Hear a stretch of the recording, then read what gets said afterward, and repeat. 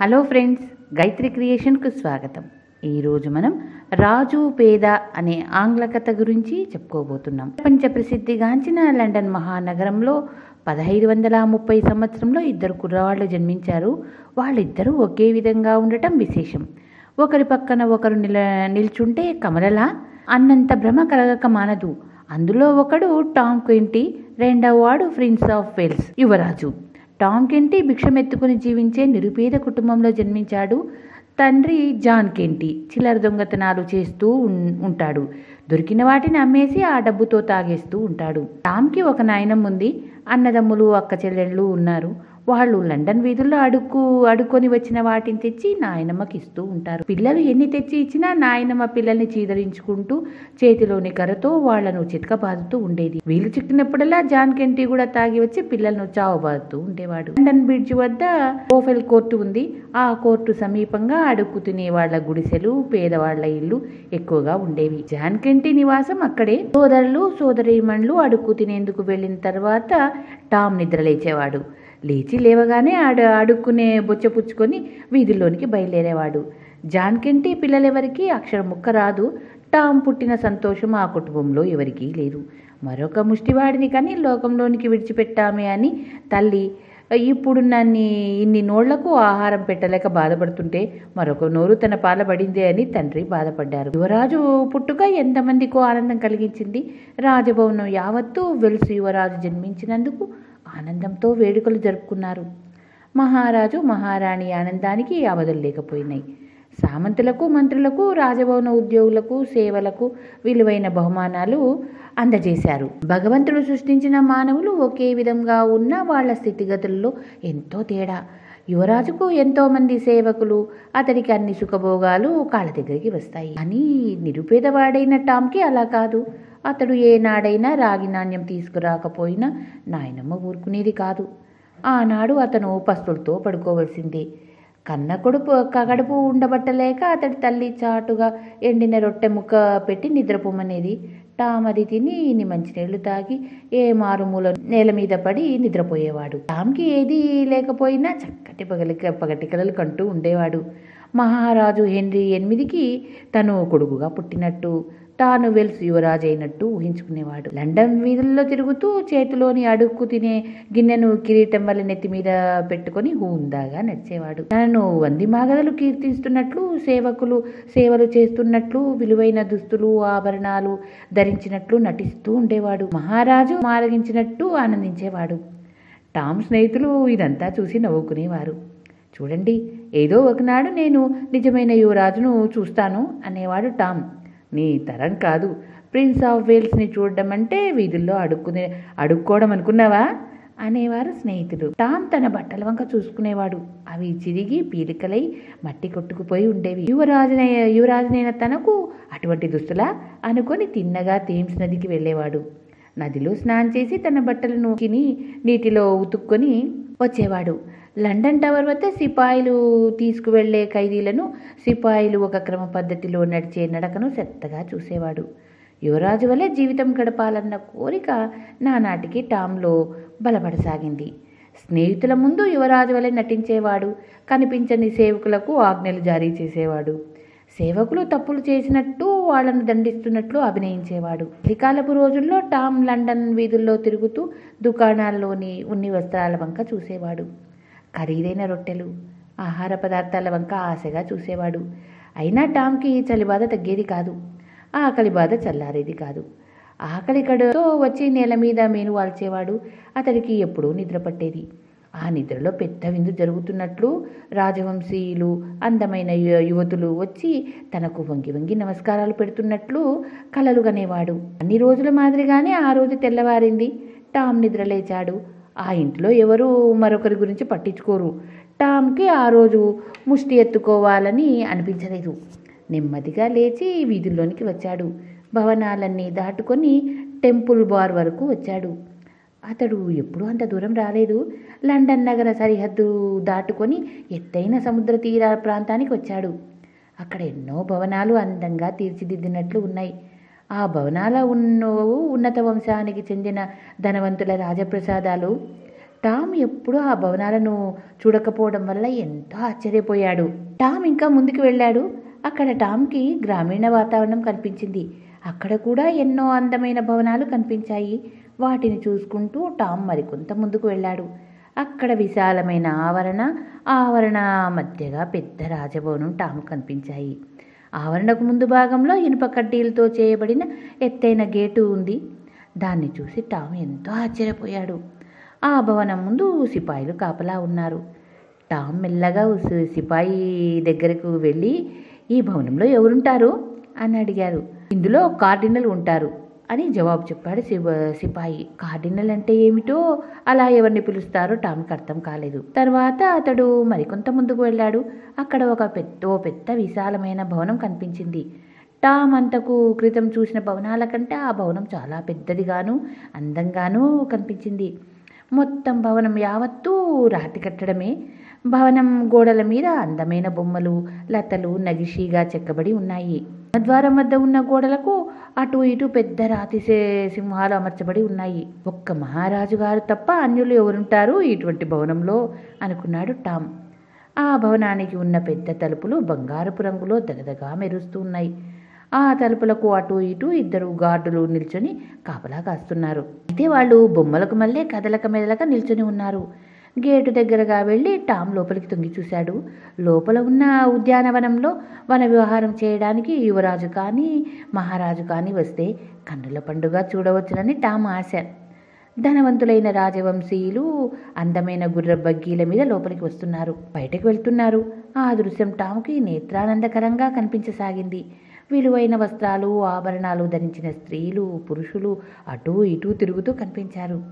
అదే సమయంలో యువరాజు అటుగా రావడం టామ్ చూశాడు. బంగారు జలతారులో అల్లబడిన విలువైన వస్త్రాలు ధరించాడు. మొలకు ఖడ్గం ఒకటి వేలాడుతూ కనిపించింది. నెత్తిమీద కిరీటం ఉంది. కిరీటం ఊర్ధ్వ భాగంలో అమూల్యమైన వజ్రం ఒకటి పొదగబడి ఉంది. చివరకు రక్తమాంసాలున్న యువరాజును చూశాను. యువరాజు కూడా నా వయసు ఉంటుంది. అచ్చను అలాగే ఉన్నాడు సుమా. ఎంత అందంగా ఉన్నాడు. చూడ్డానికి 2 కళ్ళు చాలవు సుమా అనుకున్నాడు టామ్. గేటుకున్న కటకటాల గుండా టామ్ యువరాజును చూస్తూ ఉండిపోయాడు. అలా ఎంతసేపు ఉన్నాడో తెలియదు. అంతలో గార్డు ఒకడు వచ్చి టామ్ చొక్కా పుచ్చుకొని, ఆ విధంగా యువరాజును చూస్తూ ఉండటానికి నీకెన్ని గుండెలరా, అడుక్కు తినే విధవా అంటూ దూరంగా తోసేశాడు. ఈ తోపుకు టామ్ వెళ్ళి నేల మీద పడ్డాడు. అతడి చుట్టూ జనం మూగారు. అంతేకాదు టామ్ను వెక్కిరించసాగారు. వాళ్ల నవ్వులు, కేరింతలు, అక్కడ మహాసందడి ఏర్పడింది. కాపలా భటుడు టామ్ను విసిరేయటం దూరం నుండి యువరాజు చూశాడు. అతడు విసురుగా గేటు వద్దకు చేరుకున్నాడు. కాపలా వాళ్ళు యువరాజుకి తలలు వంచి నమస్కరించారు. మమ్మల్ని చూడవచ్చిన మా ప్రజలను ఈ విధంగా బాధ పెట్టడానికి మీకెంత ధైర్యం? మరొకసారి ఇలా ప్రవర్తించారంటే మీ తల తీయించేస్తాను, జాగ్రత్త. ఆ కుర్రవాడిని లోపలికి రానియండి అన్నాడు యువరాజు అలా అనగానే ఆ ప్రదేశంలో నిశ్శబ్ద వాతావరణం అమలుకుంది. సిపాయిలు వెళ్ళి టామ్ను యువరాజు వద్దకు తీసుకొచ్చారు. యువరాజు నవ్వుతూ టామ్కు షేక్ హ్యాండ్ ఇచ్చాడు. నువ్వు బాగా అలసిపోయినట్టు కనిపిస్తున్నావు, ఆకలిగా కూడా ఉన్నట్టు ఉంది కదా, నాతోరా అన్నాడు యువరాజు టామ్తో. యువరాజు తన రాజప్రసాదానికి బయలుదేరాడు. టామ్ అతన్ని అనుసరించాడు. అతనికి రంగురంగుల అందమైన దృశ్యాలు కనిపించసాగాయి. ఇది కళా నిజమా అనుకున్నాడు టామ్. పేరేమిటో ఈ కుర్రవాడా? యువరాజు టామ్ని అడిగాడు. నా పేరు టామ్ కెంటీ, జవాబు చెప్పాడు టామ్. నీ పేరు అదోలా ఉంది. అది సరే, నువ్వెక్కడుంటున్నావు? ఓఫెల్ కోర్టు వద్ద, చెప్పాడు టామ్. నువ్వు చెప్పిన ఆ భవనం గురించి నేనెప్పుడు వినలేదే. ఆ భవనం లండన్లో ఉందా? అవును సార్. నీకు తల్లిదండ్రులు ఉన్నారా? యువరాజు ప్రశ్నించాడు. ఉన్నారండి, నేను వాళ్లతోనే ఉంటున్నాను. నాకు ఒక నాయనమ్మ, 2 అక్కలు, సోదరులు కూడా ఉన్నారు అని చెప్పాడు. వాళ్ళంతా నిన్ను ప్రేమిస్తారా? మా అమ్మ తప్ప ఎవరు నన్ను ప్రేమించరు. మా నాయనమ్మ అయితే తాగి ఉన్నప్పుడు గొడ్డును బాదంటూ బాదుతుంది అన్నాడు టామ్. ఆ ముసలి నిన్ను కొడుతుందా? భటుల్ని పంపి ఆమెను ఈడ్చుకురమ్మని చెప్తాను. ఖైదీలో వేయించి శిక్ష వేయిస్తాను అన్నాడు. వద్దండి, పాపం, ఆమె చాలా ముసలిది, చచ్చిపోతుందేమో. టామ్ నాయనమ్మ మీద జాలి చూపించాడు. మరి మీ నాన్న సంగతి ఏమిటి? అతను నీ ఎడల ప్రేమగా ఉంటాడా అన్నాడు. మా నాన్నవన్నీ మా నాయనమ్మ బుద్ధులే. ఇక మా అక్కలున్నారు చూశారు, నా ఎడల మంచిగాను ఉండరు, చెడుగాను కనిపించరు అన్నాడు టామ్. ఇక మా అక్కయ్యలు ఉన్నారు చూశావు, lady Mary, lady Jane Grey, 2 ఒక్కలాంటి వారే. వాళ్ళు తమ సేవకురాళ్ళ నవ్వులను కూడా పెదాల నుండి యువతలకు రానియరు. మరి మీ అక్క వాళ్ళు సేవకురాళ్ళ నవ్వులను అంగీకరిస్తారా? యువరాజు అమాయకంగా అడిగారు. సేవకురాండ్రా, మాకు సేవకులంటూ ఎవరు ఉండరు యువరాజా అన్నాడు టామ్. యువరాజు ఆశ్చర్యపోయాడు. నిజమే చెప్తున్నావా? అయితే నీకు బట్టలు అవి ఎవరు తొడుగుతారు అడిగాడు. మేం బట్టలు మార్చుకోం యువరాజా, ఎందుకంటే మా వంటి పేదవారికి ఒకే ఒక జత బట్టలు మాత్రమే ఉంటాయి. ఆ జతల బట్టలు ఎల్లప్పుడూ శరీరం మీదే ఉంటాయి కనుక అన్నాడు టామ్ సిగ్గుపడుతూ. అలాగా, అయితే మా ఆయాలతో చెప్పి బోలెడన్ని వస్త్రాలు నీకు మీ అక్కలకు పంపిస్తాలే అన్నాడు యువరాజు. తీరిక వేళల్లో ఏం చేస్తుంటావు అన్నాడు. పిల్లలతో కోతి కొమ్మచ్చి ఆట ఆడుతూ ఉంటాను. కాలువల్లోనూ నదిలోనూ బట్టలు విప్పేసి ఈతలు కొడుతూ ఉంటాము. ఇంకా ఎన్నో రకాల ఆటలు ఆడుకుంటూ ఉంటాము అన్నాడు టామ్. యువరాజు ఆలోచిస్తూ, నువ్వు చెప్పినవన్నీ చేయాలని నాకెంతో సరదాగా ఉంటుంది. మట్టిలో ఆడుకోవాలని చాలా ఉబలాటంగా ఉంది. కానీ నా సంరక్షకులు ఉన్నారు చూశావు, వాళ్ళు నేను బట్టలు విప్పేందుకు కూడా అనుమతించరు అన్నాడు. టాము యువరాజు తొడుక్కున్న దుస్తుల వంక చూస్తూ, నాకు ఇలాంటి వస్త్రాలు ధరించాలని ఉంది అన్నాడు టామ్ ఆశగా. వెంటనే యువరాజు తన బట్టలన్నీ విప్పేశాడు. టామ్ కూడా తన బట్టలు విప్పి పక్కన పెట్టి యువరాజు విప్పిన విలువైన బట్టలు ధరించాడు. విలువైన వజ్ర కిరీటం ధరించాడు. బూట్లు, మిగతా ఆభరణాలు ధరించాడు. యువరాజు అక్కడున్న టామ్ బట్టలు వేసుకున్నాడు. అవి మాసిపోయి కంపు కొడుతున్నాయి. అయినా యువరాజు వాటిని అసహించుకోలేదు. యువరాజు ఏకాంత మందిరంలో పెద్ద నిలువుటద్దం ఒకటి ఉంది. ఇద్దరూ అద్దం ముందు నిల్చొని చూసుకున్నారు. తర్వాత ఒకరినొకరు చూసుకుని ఆశ్చర్యపోయారు.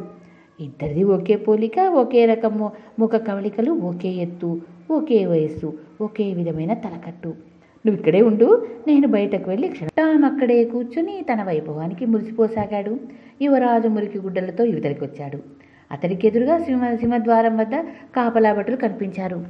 యువరాజు చకచకా నడుచుకుంటూ వాళ్ళ దగ్గరికి వచ్చి, తలుపులు తెరవండి అన్నాడు ఆజ్ఞాపించే ధోరణిలో. ముష్టి వెదవా, నీ మూలంగా యువరాజు గారి చేత తిట్లు తిన్న కాపలావాడు మురికి బట్టల్లో ఉన్న యువరాజును చూస్తూనే మండిపడ్డాడు. అతని మెడపుచ్చుకొని విసురుగా గేటు బయటకి తోసిపారేశాడు. దాంతో యువరాజు వేగంగా వెళ్ళి నేల మీద బోర్లా పడ్డాడు. నీ వంటి అడుక్కుదినే వెదవకు ఇదే శిక్ష, అవతలికి అంటూ కాపలావాడు గేటు తలుపులు మూసేశాడు. ఒరేయ్, నా వంటి రాజవంశానికి సంబంధించిన వ్యక్తిని అవమానపరిచావు. నేనెవరో తెలుసా? మీ అందరికీ యువరాజును, ఈ దేశానికి కాబోయే మహారాజును. మహారాజుతో చెప్పి నీకు ఉరిశిక్ష విధిస్తాను. మర్యాదగా తలుపులు తెరిస్తావా లేదా అంటూ యువరాజు కేకలు వేయసాగాడు. అయినా కాపలా భటుడు వినిపించుకోలేదు. రాతి బొమ్మకు వల్లే నిలబడి ఉండిపోయాడు. జనం భూమి కూడి నవ్వటం ప్రారంభించారు. ఖడ్గం ఉంటే వాళ్ళ తలలు నరికేయాలంత ఆగ్రహం ముంచుకొచ్చింది. నేల మీద పడడం వల్ల మోకాళ్ళు కొట్టుకుపోయి రక్తం చిమ్మి బాధ పెట్టసాగాయి.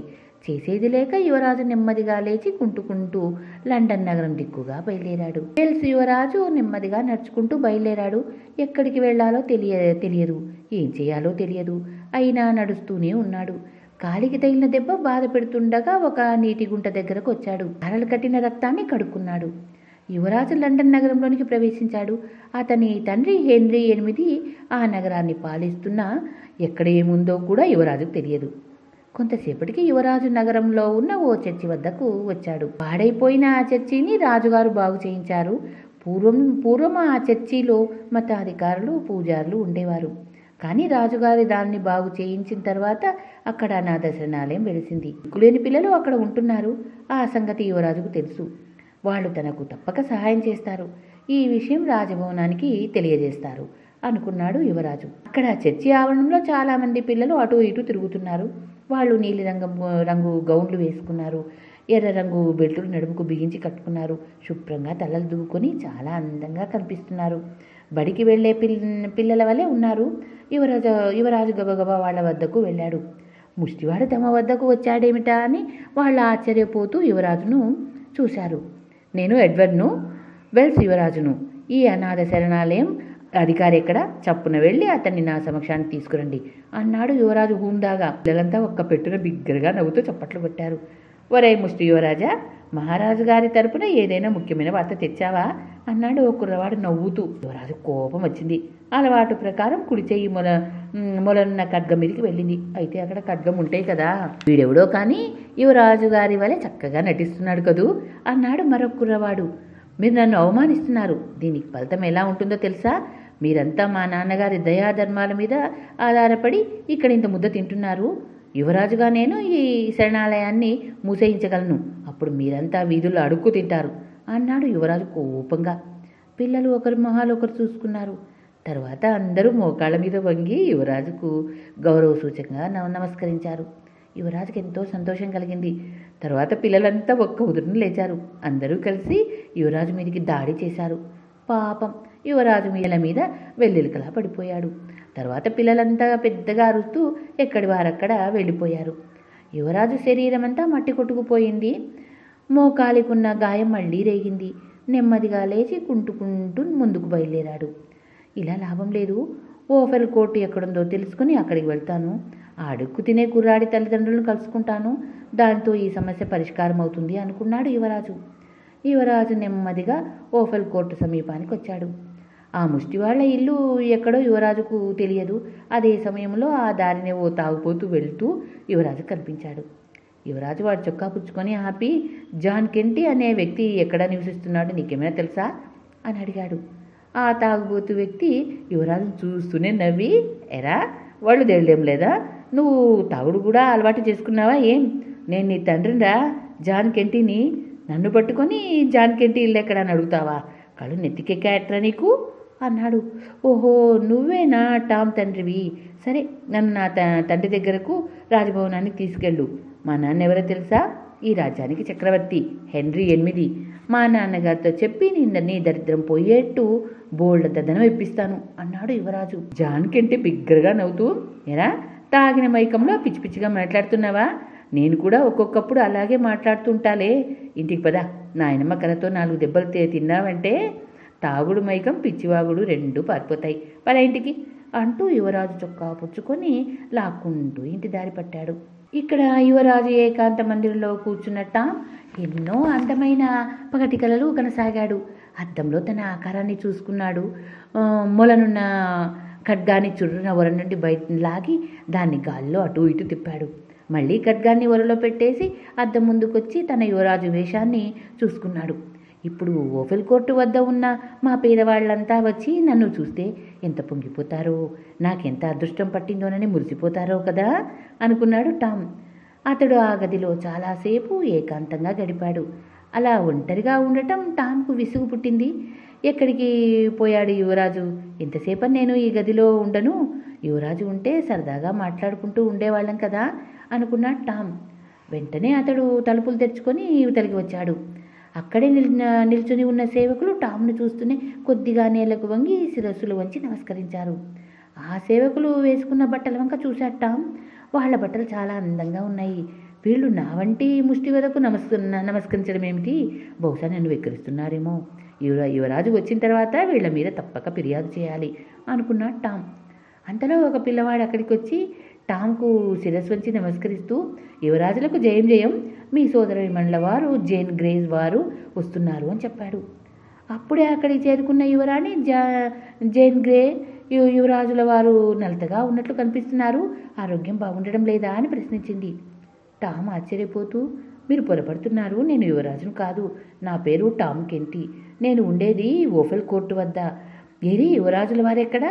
వారు నా చింకిగుడ్డలు ధరించి ధరించారు. వాటిని నాకు ఇచ్చేయమని చెప్పండి, నేను మా ఇంటికి వెళ్ళిపోతాను అంటూ నేలకంటూ వంగి యువరానికి నమస్కారం చేశాడు. జాన్ గ్రే ఎంతో ఆశ్చర్యపోయింది.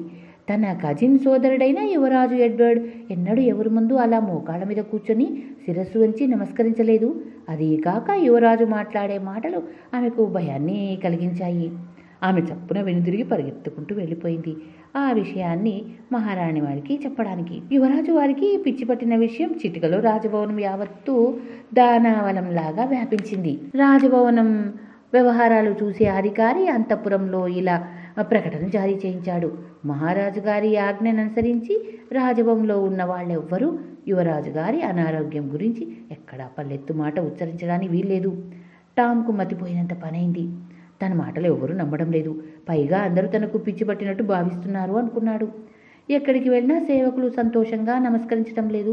వాళ్ల ముఖాల్లో విషాదం తొంగి చూస్తూ ఉండటం టామ్ గమనిస్తూనే ఉన్నాడు. రాజభవనం తాలూకు అధికారులు టామ్ను తీసుకొని మహారాజు సేనా మందిరానికి వచ్చారు. నాళ్లుగా హెన్రీ 8 అస్వస్థలుగా ఉన్నారు. మంచం మీద నుండి లేవడం లేదు. యువరాజు వారు ఇటువంటి తెలివి తక్కువ హాస్యాలు చేస్తున్నారేమిటి? ఎందుకులా చేస్తున్నావు కుమారా? అడిగాడు మహారాజు. మహారాజు ముందు ఏం మాట్లాడాలో ఎలా మాట్లాడాలో తెలియని టామ్ మౌనముద్ర వహించాడు. మహారాజు బాధపడుతూ కొడుకుని దగ్గరకు రావాల్సిందిగా సంజ్ఞ చేశాడు. టామ్ దగ్గరికి రాగానే అతన్ని చేయి పుచ్చుకొని గుండెలకు హత్తుకుంటూ, నాయనా, నేను ముసలివాడినయ్యాను, రోగంతో మంచాన పడ్డాను. ఈ వయసులో నన్నెందుకు బాధ పెడతావు చెప్పు? అసలు నీ ఉద్దేశం ఏమిటో చెప్పు అన్నాడు మహారాజు హెన్రీ 8. నేను భిక్షమెత్తుకుని జీవించే ముష్టివాడిని మహారాజా. ఒక విచిత్రమైన పరిస్థితిలో ఇక్కడికి రావాల్సి వచ్చింది. ఇది నేను తెలిసి చేసిన నేరం కాదు కనుక నా ప్రాణాలను కాపాడండి మహారాజా అన్నాడు టామ్ విచారంగా. మహారాజుకు ఏమీ అర్థం కాలేదు. అతడు ఎంతో ఆవేదన పొందాడు. అతడు తక్షణం అధికారులను పిలిచి, యువరాజు వారికి కొద్దిగా మానసికమైన రుగ్మత వచ్చింది. వారికి వినోదాలు, ఆటలు, మంచి మంచి కార్యక్రమాలు చూపించడం వల్ల ఆ రుగ్మత ఇట్టే నయమవుతుంది. అలా చేయండి.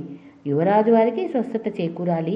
ఇదే మీ బాధ్యత. ఇతడు ఇంగ్లాండ్ దేశానికి వారసుడు కాబోయే మహారాజు వారి విషయంలో ఎక్కువ శ్రద్ధ తీసుకోండి అంటూ ఆజ్ఞాపించాడు మహారాజు.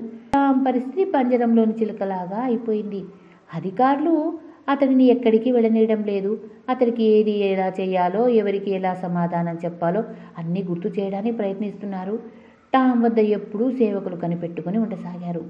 తన బూట్లు విప్పడానికి కానీ, తన బట్టలు విప్పి ఉతికిన వస్త్రాలు ధరించడానికి కానీ టామ్కి స్వేచ్ఛ లేదు. చేసే భోజనం కూడా అధికారుల ఇష్టాయిష్టాల మీద చేయవలసింది. తను ఏది తినాలన్నా దాన్ని ముందుగా ఓ అధికారి రుచి చూస్తాడు. దానిలో విషం కలపబడలేదని నిర్ధారణ అయిన తర్వాతనే దాన్ని యువరాజు తినాలి. యువరాజు విషయంలో అంతఃపురంలోని రాజకీయోద్యోగులు తలో రకంగా అనుకోసాగారు. యువరాజు ఒక్కడే కాదు, 2 కవల పిల్లలే ఉంటారు. అందులో ఒకడు తప్పిపోయి ముష్టివాడిగా మారిపోయాడేమో.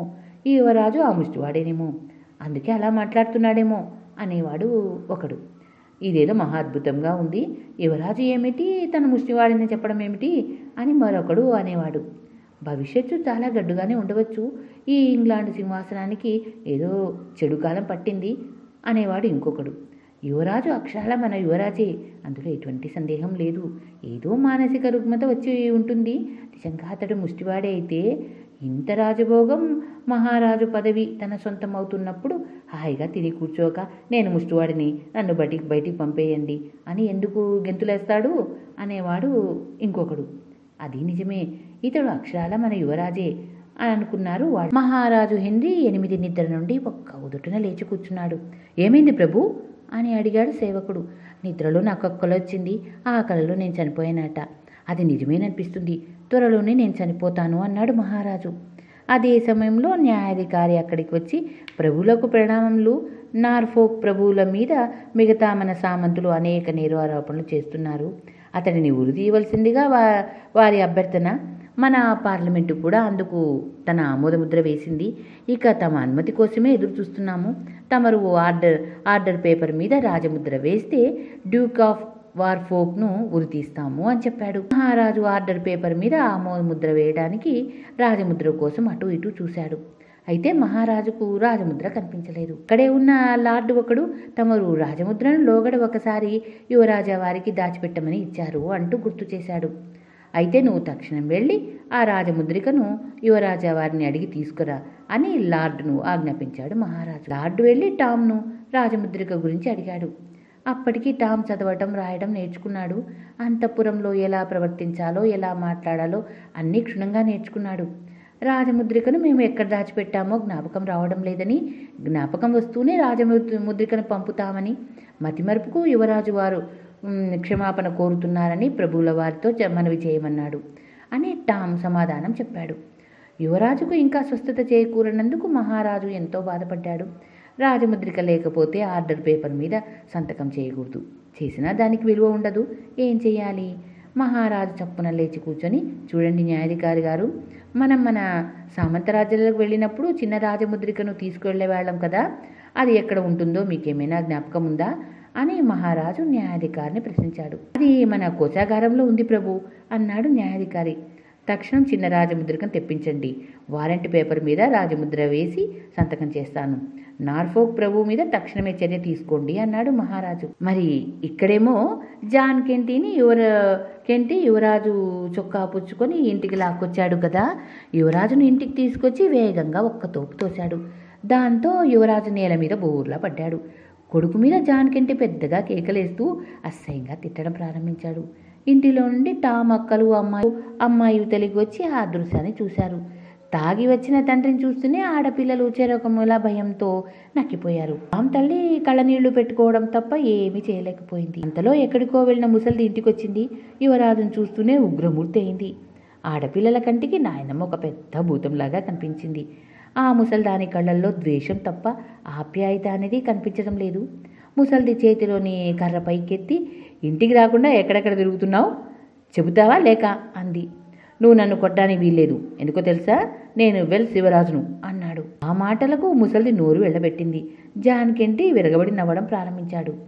టామ్ తల్లి పరిగెత్తుకుంటూ కొడుకు వద్దకు వచ్చి, ఒరే నాయనా, ఏమిట్రా పిచ్చి మాటలు? ఫాదర్ అండ్రూ గారు ఇచ్చిన పుస్తకాలు చదివి ఊహాలోకంలో విహరిస్తున్నావు. నువ్వొక తాగుబోతూ కొడుకు అని, మీ నాన్న ఒక దొంగ అని, ముష్టెత్తుకొని బతికే ముష్టి మనిషి అని మర్చిపోకు నాయనా అంది ఆప్యాయంగా. యువరాజు ఆ తల్లి మొహం వంక జాలిగా చూశాడు. అతడికి తల్లి ప్రేమలోని మాధుర్యం ఎటువంటిదో అవగాహన అయింది. కాదమ్మా, ఇప్పుడు నీ కొడుకు మా అంతఃపురంలో ఉన్నాడు.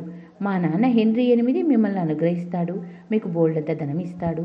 నువ్వు నా ఎడలో చూపించిన ఈ ఆప్యాయత ఫలితం వృధా పోదు అన్నాడు యువరాజు. టామ్ తల్లి చప్పున యువరాజు నోరు తన చేత్తో మూస్తూ, గట్టిగా అరవకు నాయనా, నీ మాటలు ఎవరైనా వింటే వెళ్ళి మహారాజు గారితో చెప్తారు. రాజభటులు వచ్చి నేను తీసుకెళ్లి రాజద్రోహం నేరం కింద ఉరితీస్తారు అంది. జాన్ కెంటి కూతుళ్ల వంక చూస్తూ, ఇంకా అక్కడే కూర్చున్నారే, ఇలా వచ్చి యువరాజు వారి ముందు మోకాళ్ళ మీద కూర్చొని గౌరవవందనం చేయండి అంటూ బిగ్గరగా నవ్వడం ప్రారంభించాడు. ఇవాళ నువ్వు సంపాదించిన డబ్బు ఇలా ఇవ్వు, ఇంటి అద్దె చెల్లించాలి అన్నాడు జాన్ కెంటి యువరాజుతో. యువరాజు శూన్యంలోనికి చూస్తూ ఉండిపోయాడు. జాన్ కెంటి ఎక్కడ లేని ఆగ్రహం ముంచుకొచ్చింది. దగ్గరగా నిలబడి ఉన్న కూతుళ్ళ చెంపలు వాయగొట్టాడు. యువరాజును ఎత్తి గోడకు విసిరికొట్టి బయటకు వెళ్ళిపోయాడు. యువరాజు ఏడుస్తూ అక్కడే నేల మీద పడి నిద్రపోయాడు. టామ్ తల్లి అతని వద్దకు వచ్చి కూర్చుంది. కొవ్వొత్తి వెలుగులో కొడుకు మొహమంక పరీక్షగా చూసింది. ఆమె తల్లి హృదయానికి అతడు తన కొడుకు కాదన్న విషయం అర్థమైంది.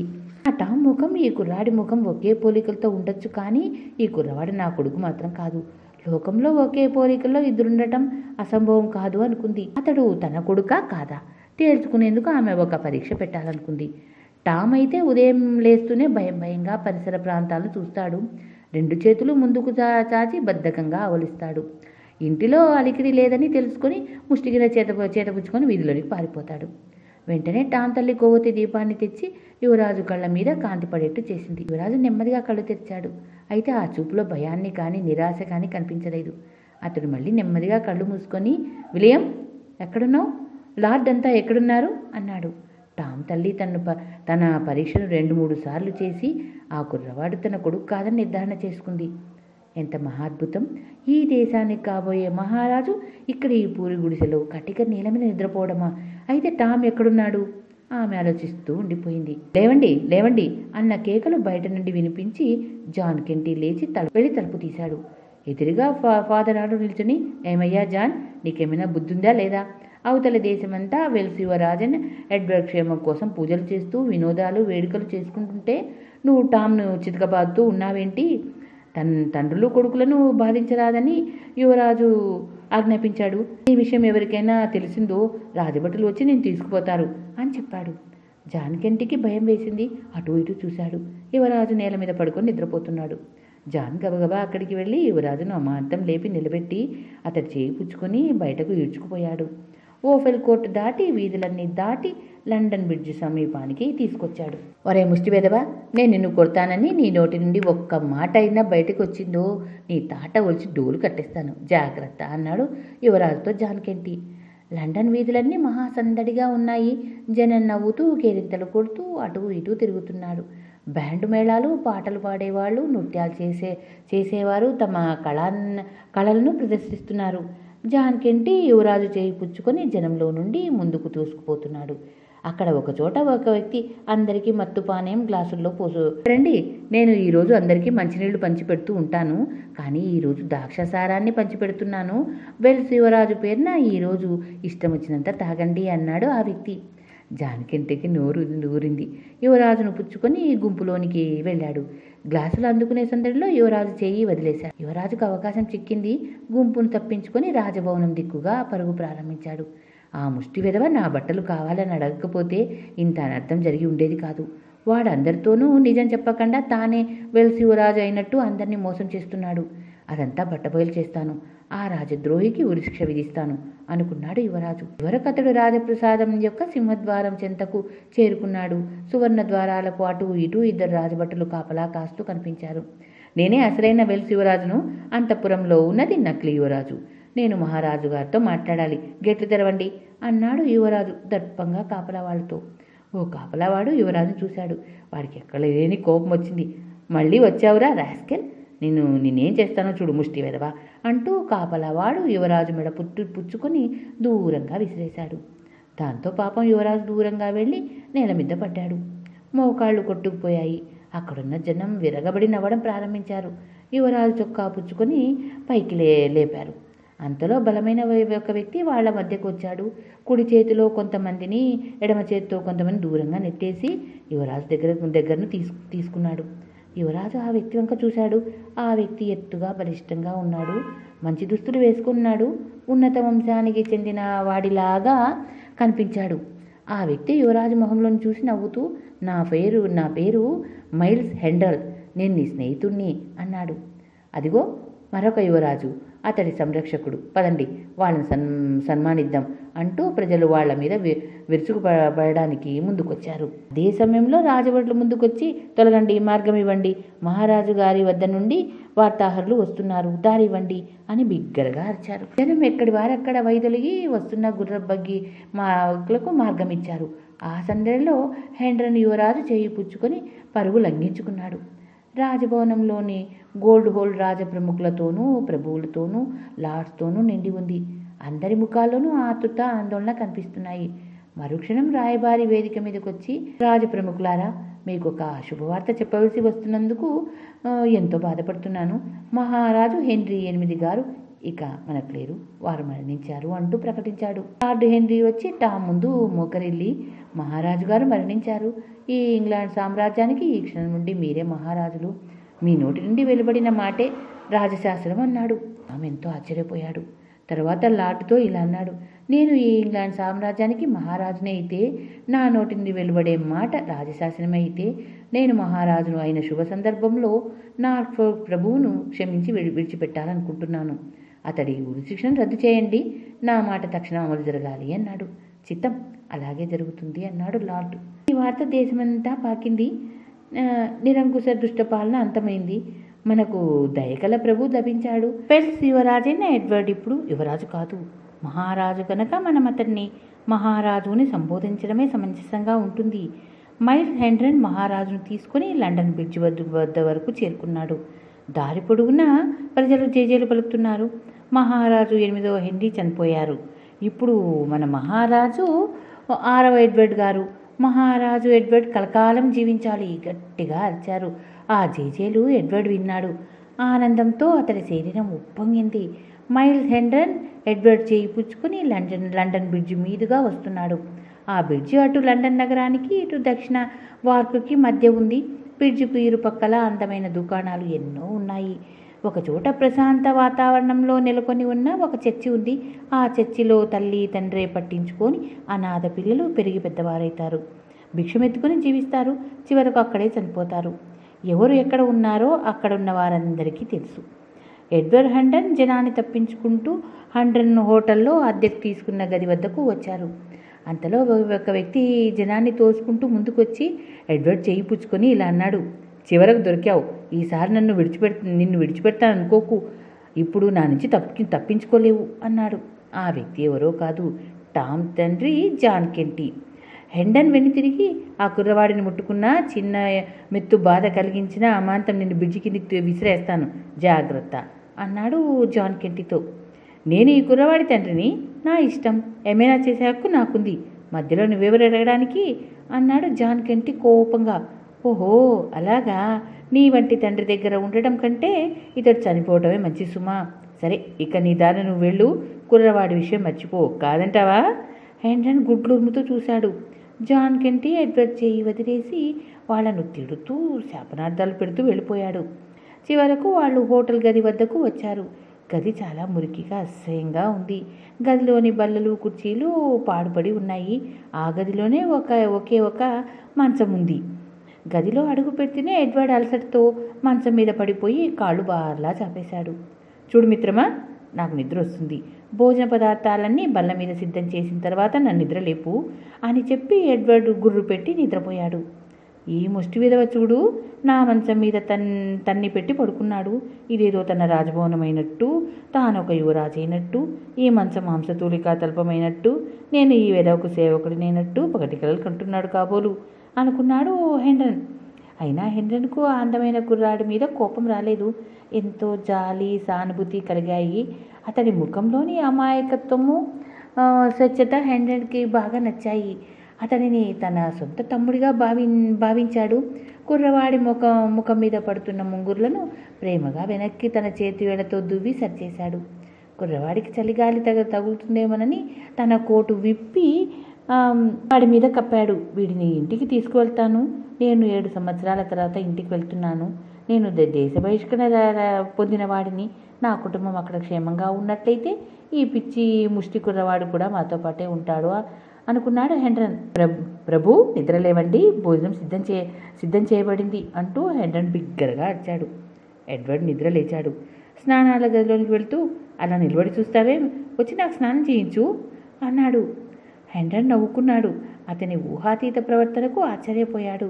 నీళ్లతో అతనికి స్నానం చేయించాడు. తుడుచుకునేందుకు తుండుగుడ్డ అన్నాడు ఎడ్వర్డ్. హెండ్రన్ టవల్ తెచ్చి చేతులు అవి తుడిచాడు. ఎడ్వర్డ్ వచ్చి బల దగ్గర కూర్చున్నాడు. హెండ్రన్ దిగువ కూర్చున్నాడు. లేచి నిలబడు ఆజ్ఞాపించాడు ఎడ్వర్డ్. హెండ్రన్ లేచి నిలబడ్డాడు. రాజుగారి ముందు కూర్చోవటం నేరమని నీకు తెలీదా అన్నాడు ఎడ్వర్డ్. రాజమర్యాదలు పద్ధతుల గురించి కుర్రవాడికి ఎలా తెలిసాయా అని హెండ్రన్ ఆశ్చర్యపోయాడు.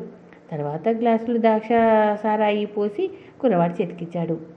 ఎడ్వర్డ్ గ్లాస్ అందుకుంటూ, ఇప్పుడు చెప్పు, నువ్వెవరు, నీ జీవిత వృత్తాంతం ఏమిటి అడిగాడు ఎడ్వర్డ్ రాజు. అతడు అలా ప్రశ్నించగానే హెండ్రన్కి తన గత జీవితం మనసులో మిగిలింది. అప్పుడు హెండ్రన్ తన గాథ ఇలా చెప్పడం ప్రారంభించాడు. నా తండ్రి ధనవంతుడైన రాజవంశీయుడు, మా ప్రాంతానికి ప్రభువు. అతని పేరు సర్ రిచర్డ్ హెండ్రన్. నాకు 2 సోదరులున్నారు. ఒకడి పేరు ఆర్థర్, రెండోవాడి పేరు హగ్. మా మేనత్త కూతురు కూడా మాతో పాటే ఉండేది. ఆమె పేరు మేడం ఎడిత్. మిస్ ఎడిత్ నేను ప్రేమించుకున్నాం, పెళ్లి చేసుకోవాలనుకున్నాం. అయితే నా సోదరులు ఆర్థర్ హగ్లు కలిసి వలపన్నారు. ఎడిత్కి ధనాశ చూపించారు. ఎడిత్ తనని వివాహం చేసుకునేందుకు అంగీకరించదని ఆర్థర్ ప్రకటించాడు. వాళ్ళ వివాహం నిశ్చయమైంది. నేను ఎంతో బాధపడ్డాను. ప్రేమను కాలదన్ని ఎడిత్ డబ్బుకు అమ్ముడుపోయిందని దుఃఖించాను. అయితే నా సోదరులు నన్ను ఆ ప్రాంతంలో ఉండకుండా చేయటానికి ఒక పథకం తయారు చేశారు. నేను ఎడిత్ని అపహరించుకు తీసుకుపోయేందుకు ఏర్పాట్లు చేశానని సాక్ష్యాధారాలతో మా నాన్న వద్ద నిరూపించారు. మా నాన్నకు నా మీద బాగా ఆగ్రహం వచ్చింది. కొడుకును కాబట్టి ఎటువంటి శిక్ష వేయలేడు కదా, కానీ శిక్ష విధించాడు. సైన్యంతో సహా శత్రురాజు మీదకి యుద్ధానికి పంపించాడు. ఆ యుద్ధంలో నేను ఓడిపోయి వాళ్ళ ఖైదీగా చిక్కాను. 7 సంవత్సరాలు జైలు జీవితం గడిపాను. ఇన్నాళ్లకు తిరిగి స్వదేశం వెళ్తున్నాను. ఈ మధ్యకాలంలో అక్కడ ఏం జరిగిందో, ఎవరున్నారో కూడా నాకు తెలియదు ప్రభు అన్నాడు. అంతా విన్న తర్వాత ఎడ్వర్డ్, చూడు హెండ్రన్, నా కష్టకాలంలో బాధలు అనిపిస్తున్నప్పుడు నన్ను రక్షించావు, దయ చూపించావు. తిరిగి నేను సింహాసనాన్ని అధిష్ఠిస్తే నేను నిన్ను విశేష ధన సంపత్తితో బహుకరిస్తాను. నువ్వు ఏమైతే గతంలో పోగొట్టుకున్నావో అదంతా నీకు తిరిగి వచ్చేట్లు చేస్తాను. నువ్వంటే నాకెంతో ఇష్టంగా ఉంది హెండ్రన్. ఈ ఆనంద సమయంలో నీ కోరిక ఒకటి తీర్చాలన్న దృఢ సంకల్పంతో ఉన్నాను. ఏదైనా ఒకటి కోరుకో అన్నాడు. హెండ్రన్ బాగా ఆలోచించి, ప్రభు, నాది ఒకే ఒక కోరిక. నేను నా కుటుంబం ఎల్లప్పుడూ మీ ఎదుటే, మీ కళ్ళ ముందే జీవిత శేషాన్ని గడపాలని ఉంది. ఆ అవకాశాన్ని ఇప్పించండి ప్రభు అన్నాడు. అలాగే జరుగుతుంది అంటూ మహారాజు హెండ్రడ్ను తన ముందు మోకరిల్లమని చెప్పాడు. హెండ్రడ్ అలాగే చేశాడు. ఆ గదిలో ఉన్న తుప్పు పట్టిన ఖడ్గాన్ని తీసుకుని ఎడ్వర్డ్ దాన్ని హండర్ భుజానికి తాకించాడు. పైకి లేచి నిలబడు హెండ్రన్, ఈ క్షణం నుండే నువ్వు మా సైన్యంలో మహాయోధుడివి. నువ్వే సర్వవేళలా మా సమక్షంలో ఉంటావు అన్నాడు. ఆ తర్వాత అతడు తిరిగి మంచం మీద పడుకొని నిద్రపోయాడు. ఈ కుర్ర విధవ నా మంచాన్ని తిరిగి ఆక్రమించుకున్నాడు. పోనీలే, పడుకొని నేను గుమ్మం వద్ద పడుకొని కాపలా కాస్తాను. వీడిని ఎత్తుకుపోయేందుకు వీడి నాన్న ఒకడున్నాడు కదా, వాడు రాకుండా చూడాలి అనుకున్నాడు హెండర్. కుర్రవాడు మహారాజులాగా బాగా అభినయిస్తున్నాడు. ఈ వయసు కుర్రవాళ్ళంతా వీధుల్లో రాజు దొంగ ఆటలు ఆడుతూ ఉంటారు కదా, బహుశా వీడు రాజుగారి పాత్ర పోషిస్తూ ఉండేవాడేమో. ఏది ఏమైనా కుర్రవాడి బట్టలు బాగా మాసిపోయి చిరిగిపోయినాయి. మార్కెట్కి వెళ్ళి బట్టలు కొని తీసుకురావాలి అనుకున్నాడు హెండ్రల్ నిద్ర లేచాడు. ఇప్పటికీ ఎడ్వర్డ్ నిద్ర లేయలేదు. హెండ్రల్ తలుపు దగ్గరకు వేసి మార్కెట్కి వెళ్ళాడు. నా ప్రభువుకు మంచి రాజసం ముట్టిపడే వస్త్రం తీసుకోవాలి అనుకున్నాడు హెండ్రల్. ఒక షాపు దగ్గర దగదగా మెరుస్తున్న పట్టు లాంటి వస్త్రం కొన్నాడు. మరొక చోట సూది దారం తీసుకున్నాడు. ఆ తర్వాత ఒక చోట కూర్చొని మహారాజు గారికి దుస్తులు కుట్టడం ప్రారంభించాడు. అలా కుట్టడంలో ఒకసారి సూది హెండ్రల్ చూపుడు వేల్లో దిగబడింది. చివరికి ఎలాగైతే మహారాజు గారికి బట్టలు తయారైనాయి. పర్వాలేదు, ఆ మురికి బట్టల కన్నా ఇవి కొంత మెరుగు. వాడి ఒంటి మీద బట్టలు విప్పేసి ఇవి తొడుగుతాను అనుకుంటూ హెండ్రల్ గదిలోని చేరుకున్నాడు. తలుపులు తెరిచి లోపలికి వచ్చి చూశాడు. ఎవరున్నారక్కడ? మహారాజు లేడు. ఖాళీ మంచం పూసిగా కనిపించింది. హెండ్రల్ ఆ చుట్టుపక్కల గాలించాడు. అయినా మహారాజు కనిపించలేదు. హోటల్ మేనేజర్ వద్దకు వచ్చి, మా కుర్రవాడు ఎక్కడికి వెళ్ళాడో చూసావా అని ప్రశ్నించాడు హెండ్రల్. మీరు అలా వెళ్ళిన కొంతసేపటికి ఎవడో ఒక వ్యక్తి వచ్చాడు సార్. అతడు చాలా మొట్టుగా ఉన్నాడు, తాగి ఉన్నాడు. గదిలోనికి వెళ్ళాడు. కొద్దిసేపటికి కుర్రవాడి చేయి పుచ్చుకొని బయటకు తీసుకొచ్చాడు. విసురుగా ఇద్దరు వీధిలోనికి వెళ్ళిపోయారు. నాకు ఏదో అనుమానం వేసి వాళ్ళు ఎక్కడికి వెళ్తున్నారో చూద్దామని వాళ్ళని అనుసరించాను. వాళ్ళు బ్రిడ్జి ఎక్కారు. నేను కూడా బ్రిడ్జి ఎక్కాను. అయితే బ్రిడ్జి మీద నడుస్తున్న జనసమూహంలో కలిసిపోయి కనిపించకుండా పోయారు అన్నాడు హోటల్ మేనేజర్. నా చిన్న పిచ్చి మహారాజును అతడి తండ్రి తీసుకుపోయిన సంగతి తెలుసుకున్న హెండ్రల్ చాలా బాధపడ్డాడు. ఎక్కడైనా వాళ్ళు కనిపిస్తారేమని హెండ్రల్ లండన్ బ్రిడ్జి దిక్కుగా పరుగు తీశాడు. ఇక్కడ టామ్ పరిస్థితి. టామ్ని రాజదుస్తులతో సర్వాలంకారాలతో ముస్తాబు చేశారు. రాజప్రముఖుల మధ్య నడుస్తూ టామ్ ఒక పెద్ద హాల్లోనికి వచ్చాడు. అక్కడ ఎత్తైన ప్రదేశంలో రాజసింహాసనం ఉంది. టామ్ సింహాసనం మీద కూర్చున్నాడు. లార్డ్ హండ్రెడ్ఫోల్డ్ టామ్కు అన్ని విధాలా సహకరించడానికి సింహాసనం పక్కగా నిల్చొని ఉన్నాడు. అతని చేతిలో ఎన్నో కాగితాలు ఉన్నాయి. రాజకీయ వ్యవహారాలకు, సామంత రాజ్యాల జమా ఖర్చు వ్యవహారాలకు, రాజ్యం యొక్క ఆదాయ వ్యయాలకు, ప్రజల కష్టసుఖాలకు సంబంధించిన అనేక విధాలైన కాగితాలను టామ్ ఆ రోజు పరిష్కరించవలసి ఉంది. లార్డ్ హోల్డ్ ఫోర్ట్ ఏవేవో చదువుతున్నాడు. అతను చదువుతున్న విషయాల్లో ఏ ఒక్కటి కూడా టామ్కు అర్థం కాలేదు. అయితే ఒకచోట కర్మకాండ అనే మాట లార్డ్ హోల్డ్ చదువుతున్నప్పుడు విన్నాడు. ఏదో ఒకటి మాట్లాడాలి కనుక. అయితే కీర్తిశేషులైన మహారాజు గారి కర్మకాండ ఎప్పుడు అని టామ్ నెమ్మదిగా అడిగాడు. నెల 16వ తారీఖున ప్రభు అని సమాధానం చెప్పాడు లార్డ్.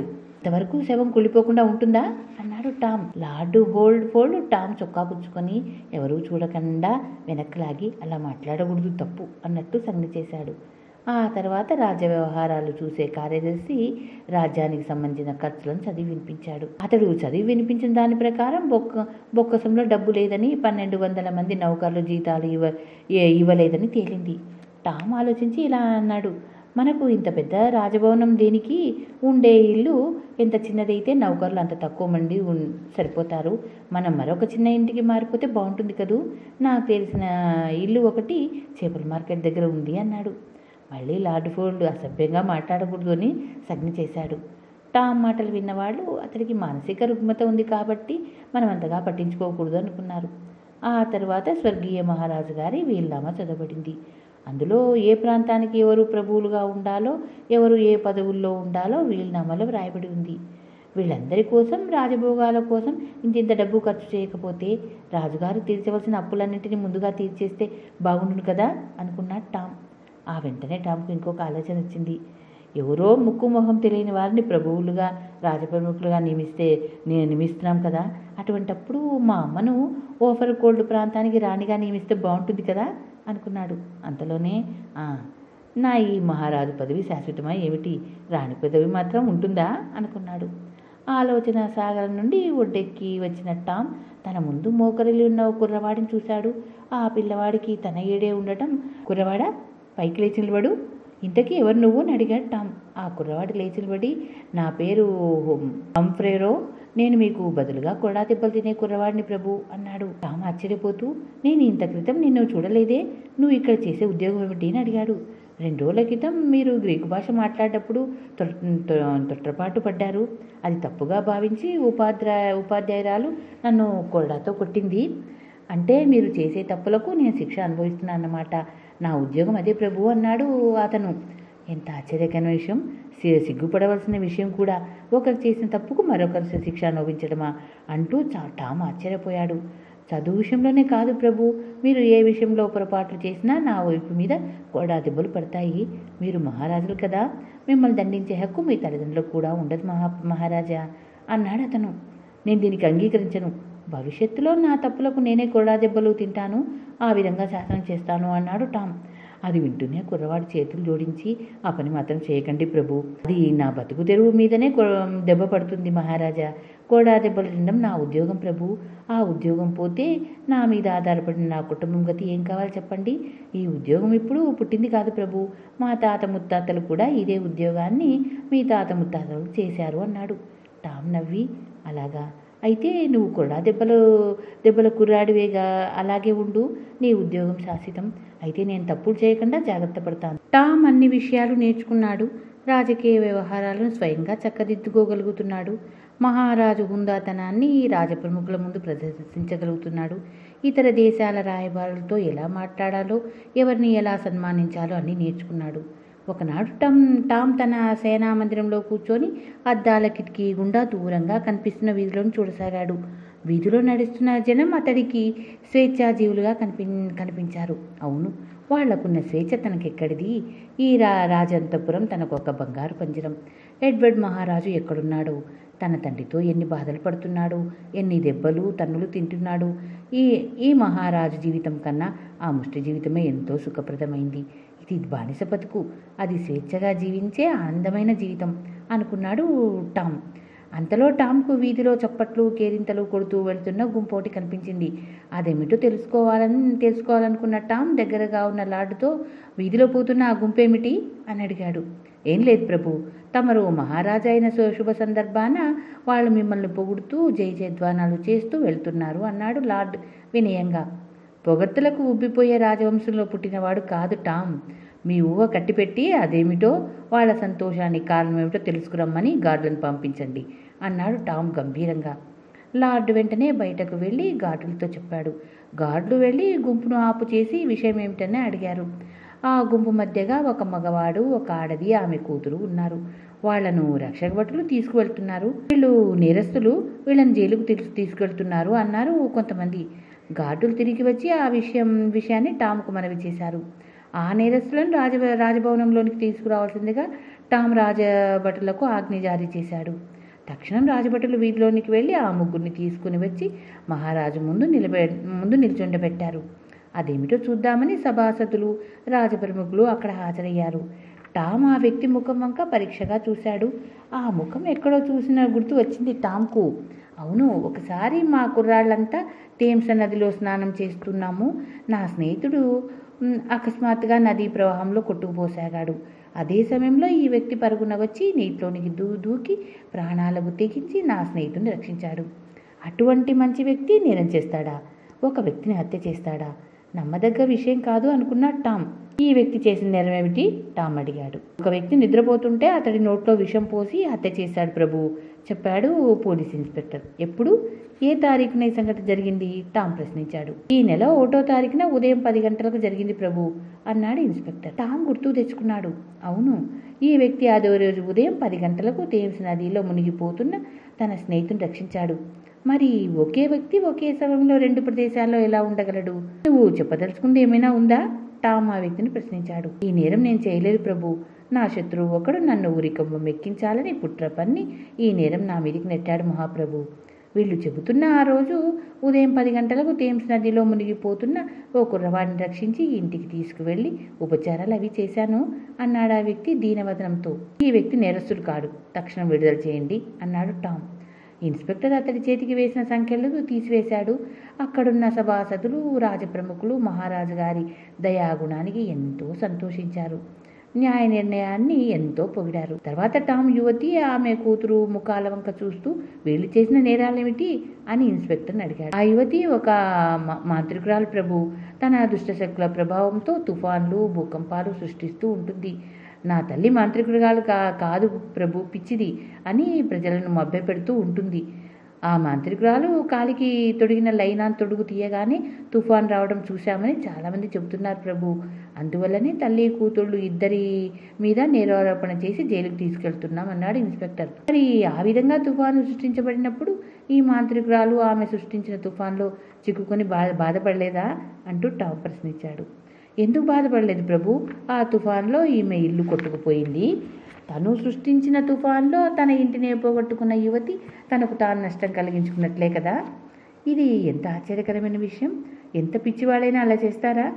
ఈమె ఆ విధంగా తుఫాను వరదలో తన ఇంటిని పోగొట్టుకున్నది కనుక తన నేరానికి శిక్ష అనుభవించినట్టే కదా అన్నాడు టామ్. అందరూ ఆశ్చర్యంతో నోళ్లు వెళ్ళబట్టి చూస్తూ ఉండిపోయారు.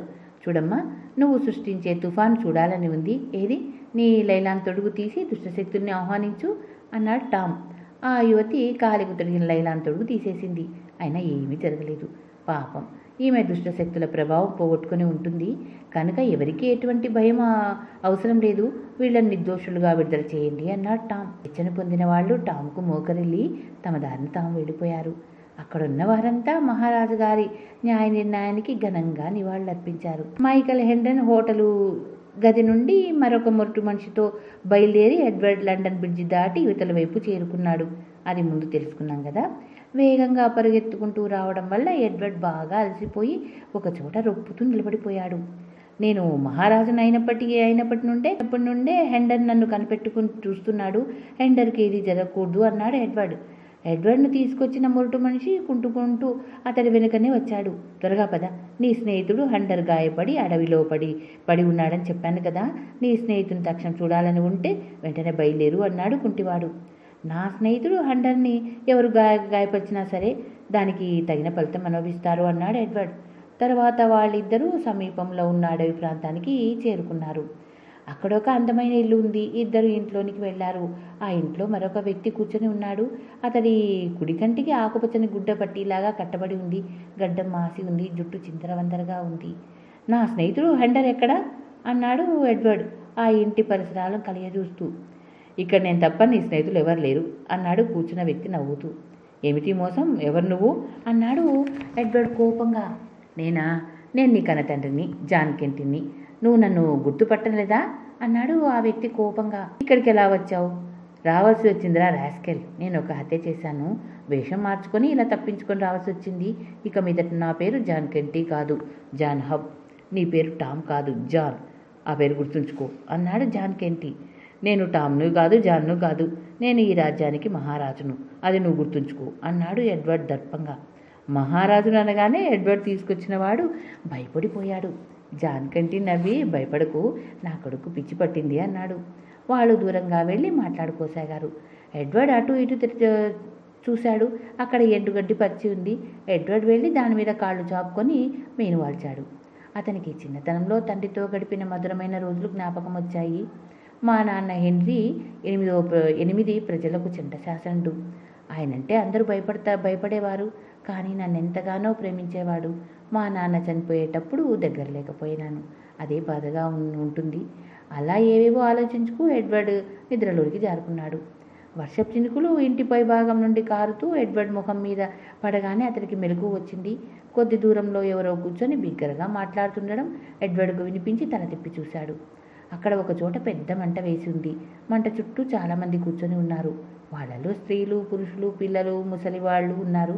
సరిగ్గా నడవలేని బలహీనులు, అంగవైకల్యం కలవాళ్ళు, కర్రల సహాయంతో నడిచే కుంటివాళ్ళు, తమ కుక్కల మార్గదర్శకంతో మందులు అమ్ముకునే గుడ్డివారు, చంటి పిల్లల తల్లులు వాళ్ళలో ఉన్నారు.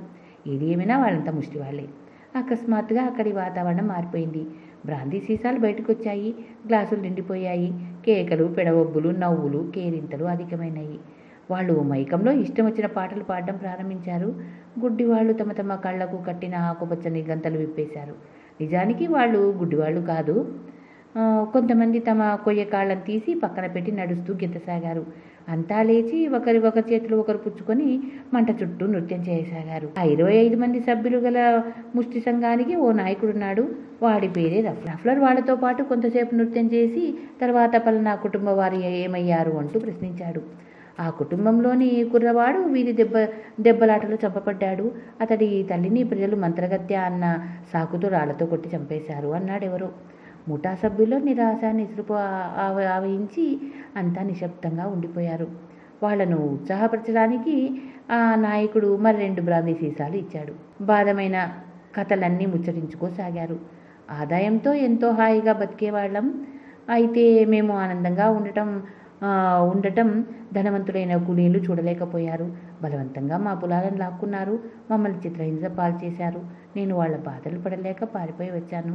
బతుకు తెరువు కనిపించక ఇలా ముష్టివాడిగా మారి అడుక్కు తింటున్నాను అని చెప్పాడు.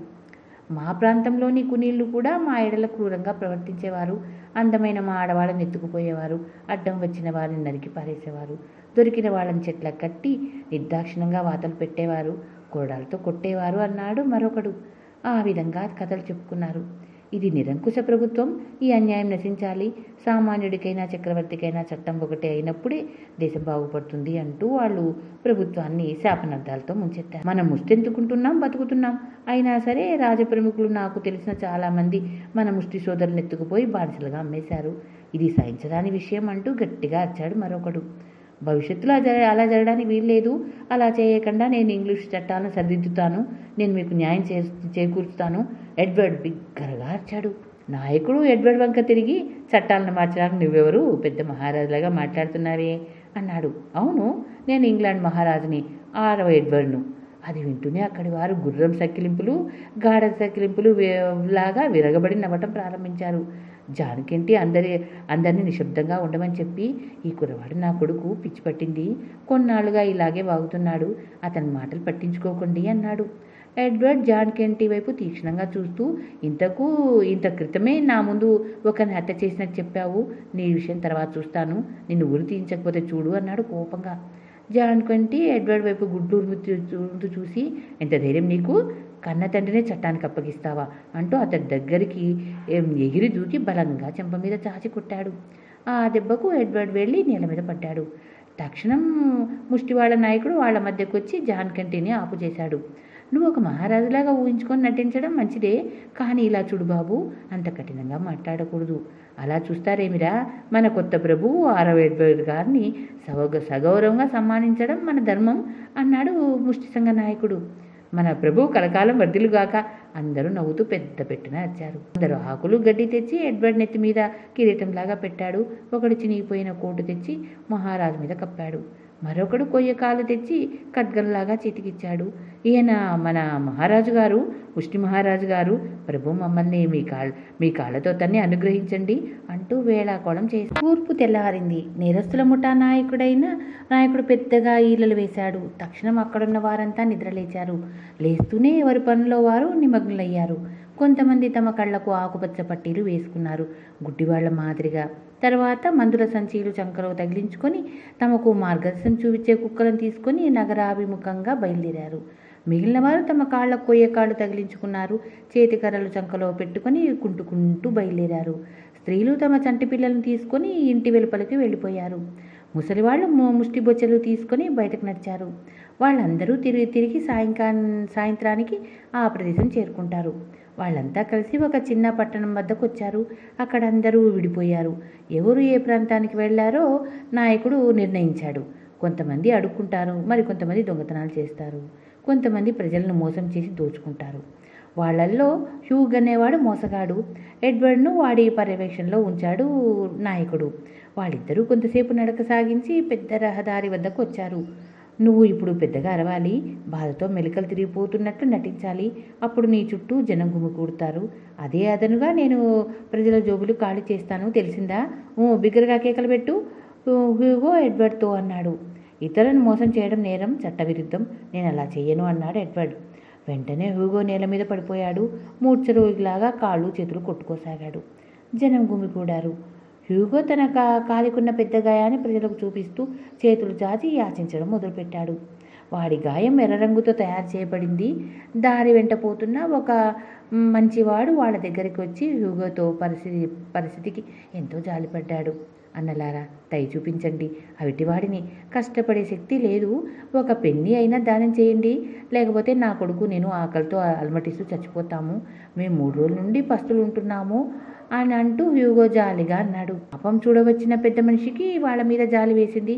అతడు జోబీలో నుండి కొన్ని నాణ్యాలు తీసి నేల మీద ఉన్న రఫ్లర్ గిన్నెలో వేశాడు. నిలబడి ఇదంతా చూస్తున్న ఎడ్వర్డ్ ఇతని మోసపూరితపు మాటలకు సహించలేకపోయాడు. వాడి మాటలు నమ్మకండి, వాడు నా తండ్రి కాదు. మీలాంటి మంచివారిని మోసం చేయడమే వాడి వృత్తి. మేము పస్తులతో లేము, ఉదయాన్నే మహారాజా భోజనం చేసి వచ్చాము. మీ చేతిలో ఉన్న కర్రతో వాడి కాలు మీద ఒక్క దెబ్బ వేసి చూడండి, అక్కడ గాయం ఉందో లేదో మీకే తెలుస్తుంది. అంతేకాదు లేచి పరిగెత్తాడు చూడండి అన్నాడు ఎడ్వర్డ్ బిగ్గరగా. మతిపోయింది. వాడు ఎడ్వర్డ్ ముఖం వంక తీక్షణంగా చూశాడు. నాణ్యాలు ధర్మం చేసిన పెద్ద మనిషి చేతిలోని కర్రను పైకెత్తి హ్యూగో మీద కోకొచ్చాడు. దాంతో రఫ్లర్ భయపడి అమాంతం పైకి లేచి జనాన్ని చూసుకుంటూ పరుగు లంఘించుకున్నాడు. మరుక్షణం కనిపించకుండా మాయమయ్యాడు. ఎడ్వర్డ్ నవ్వుకున్నాడు. ఆ పట్టణమంతా స్వేచ్ఛగా తిరుగుతూ వింతలు విశేషాలు చూడసాగాడు. మధ్యాహ్నానికల్లా అతడికి ఆకలి మొదలైంది. ఎక్కడైనా ఏదో ఒకటి దొరకపోతుందా అనుకుంటూ అలా నడక సాగించి చీకటి పడే సమయానికి ఒక షెడ్డు వద్దకు చేరుకున్నాడు. మసక చీకటిలో బాగా అలుముకొని ఉంది. ఎడ్వర్డ్ షెడ్లోనికి తొంగి చూశాడు. కొంతమంది మనుషులు అక్కడ ఏవో పనిముట్లు తయారు చేస్తూ కనిపించారు. ఎడ్వర్డ్ నీరసపడిపోయి చీకట్లో ఒక మూలగా కూర్చుండిపోయాడు. కొంతసేపటికి వాళ్ళంతా మూటాములా సర్దుకొని ఇళ్లకు వెళ్ళిపోయారు. వాళ్ళు వెళ్ళిపోయిన తర్వాత ఎడ్వర్డ్ నెమ్మదిగా షెడ్లోనికి వెళ్ళాడు. షెడ్ యావత్తు చీకటిగా ఉంది. మసక వెలుతురు మాత్రం కనిపిస్తుంది.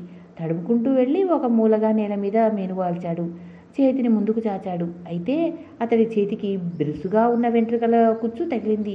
ఏమిటది అనుకున్నాడు ఎడ్వర్డ్. ఆ వెంట్రుకల కుచ్చును ఎవరో లాక్కుంటున్నట్లు ఎడ్వర్డ్ చేతిలో నుండి జారిపోయింది. అతనికి కొంచెం భయమేసింది. కదలక మెదలక అలాగే పడుకున్నాడు. కొంతసేపు గడిచిన తర్వాత ఆ మొరుటు వెంట్రుకల కుచ్చు అమాంతం వచ్చి ఎడ్వర్డ్ ముఖం మీద పడింది. అదేదో దయ్యం అనుకున్న ఎడ్వర్డ్ భయంతో కెవ్వున అరిచాడు. అంతలో అతడికి సమీపంలో లేగదూడ అరిచిన అరుపు వినిపించింది. మళ్ళీ దాంతో ఒక ఎడ్వర్డ్ మొహం మీద పడింది. ఓహో, నువ్వు ఆవుదూడవన్నమాట. నాకు ఎవరూ తోడు లేరు అనుకున్నాను, నువ్వు ఉన్నావన్నమాట అన్నాడు ఎడ్వర్డ్. అంతవరకు నిలబడి ఉన్న ఆవుదూడ నెమ్మదిగా వచ్చి ఎడ్వర్డ్ సమీపంగా అతనికి వీపు ఆనించి పడుకుంది. చలితో వణుకుతున్న ఎడ్వర్డ్కి కాస్త వెచ్చదనం దొరికింది. అతడు ఎంతో సుఖంగా దొరికినంత అనుభూతి పొందాడు. రాజభవనంలోని తన శయ్యా మందిరంలో ఉన్న హంసతులిక తల్పం మీద పడుకున్న అంత సుఖానుభూతి పొందలేనేమో అనుకున్నాడు ఎడ్వర్డ్. అతను ఆకలి కూడా మర్చిపోయి ఆవుదూడ పక్కన హాయిగా పడుకొని గాఢ నిద్రలోకి పోయాడు. సూర్యకిరణాలు ముఖం మీద పడుతూనే ఎడ్వర్డ్కు మెలకువ వచ్చింది. అతడు కళ్ళు తెరిచి ఆవుదూడ కోసం వెతికాడు. అది కొద్ది దూరంలో నిలబడి తన మీద వాళ్తున్న ఈగల్ని తోకతో తోలుకుంటూ కనిపించింది. అంతలో తన గుండెల మీద ఏదో కదులుతున్నట్లు అనిపించి ఎడ్వర్డ్ చొక్కా ఎత్తి చూసుకున్నాడు. తక్షణం ఒక ఎలుక పిల్ల ఒకటి చొక్కా నుండి ఇవతలకు దూకి పారిపోయింది. దీనికి నా కంపగొట్టే మురికి బట్టలు నిద్రపోవటమే సుఖం అనిపించింది కాబోలు అనుకుని హాయిగా నవ్వుకున్నాడు. ఎడ్వర్డ్కి పైకి లేవాలనిపించలేదు. లేచి మాత్రం ఏం చేయాలి, ఏ రాచకార్యాలు వెలగబెట్టాలి, మళ్ళీ కళ్ళు మూసుకొని ఏవేవో ఆలోచించసాగాడు. సూర్యకిరణాల తీక్షత అధికం కావడంతో ఎడ్వర్డ్ కళ్ళు తెరిచాడు. అతడికి ఎదురుగా కొంతమంది పల్లెటూరి పిల్లవాళ్ళు నిల్చొని తన్నే వింతగా చూస్తూ ఉండటం ఎడ్వర్డ్ కంటపడింది. ఎడ్వర్డ్ లేచి కూర్చొని వాళ్ళని చూసి నవ్వాడు. ఎడ్వర్డ్ అందచందాలు ఆ పిల్లలకు ఎంతో సంతోషాన్ని కలిగించాయి. అందులో ఉన్న కొంచెం పెద్ద పిల్లలు, ఎవరు నువ్వు, ఎక్కడి నుండి వచ్చావు అని అడిగారు. నేను మహారాజును, ఇంగ్లాండ్ మహారాజును అన్నాడు ఎడ్వర్డ్. నువ్వు ఇంగ్లాండ్ మహారాజువా? అయితే చినిగిపోయిన బట్టలు వేసుకున్నావేమిటి? నీ రాజదుస్తులేమైనాయి? నెత్తి మీద కిరీటం ఉండాలి కదా, అదేది? కొంతమంది పిల్లలు అమాయకంగా అడిగారు. దొంగలు ఎత్తుకుపోతారని కిరీటాన్ని, మాసిపోతాయని రాజదుస్తుల్ని రాజభవనంలో వదిలేసి మిమ్మల్ని చూద్దామని ఇలా వచ్చాను అన్నాడు ఎడ్వర్డ్. ఇంగ్లాండ్ విడిచిపెట్టి ఇంత దూరం ఎలా రాగలిగావు? ఓ కుర్రవాడు ప్రశ్నించాడు. ఎడ్వర్డ్ తన వృత్తాంతం యావత్తు దాచకుండా వాళ్ళతో చెప్పేశాడు. దాంతో అతడి మనసు కొంత తేలికబడింది. మనసులోని కష్టాలు బాధలు మరొకరితో చెప్పుకుంటే హృదయం తేలికబడుతుంది కదా. ఎడ్వర్డ్ చెప్పింది పిల్లలు శ్రద్ధగా విన్నారు. అతడి ఈ గాథను వాళ్ళు నమ్మారు. కొంతమంది పిల్లలు వాళ్ళలో వాళ్ళు కూడబలుక్కొని పరిగెత్తుకుంటూ వెళ్ళిపోయారు. ఎంత మంచి హృదయం వీళ్ళది! నా అధికారాలు నాకు తిరిగి వచ్చిన తర్వాత వీళ్ళకి ఏదైనా ఒక మంచి చేస్తాను. ఎవరూ నా మాటలు నమ్మకపోయినా వీళ్ళు నమ్మారు అనుకున్నాడు ఎడ్వర్డ్. వెళ్ళిన పిల్లలు తమ తల్లిని వెంట పెట్టుకుని వచ్చారు. ఆమె ఎడ్వర్డ్ను చూసి జారిపడింది.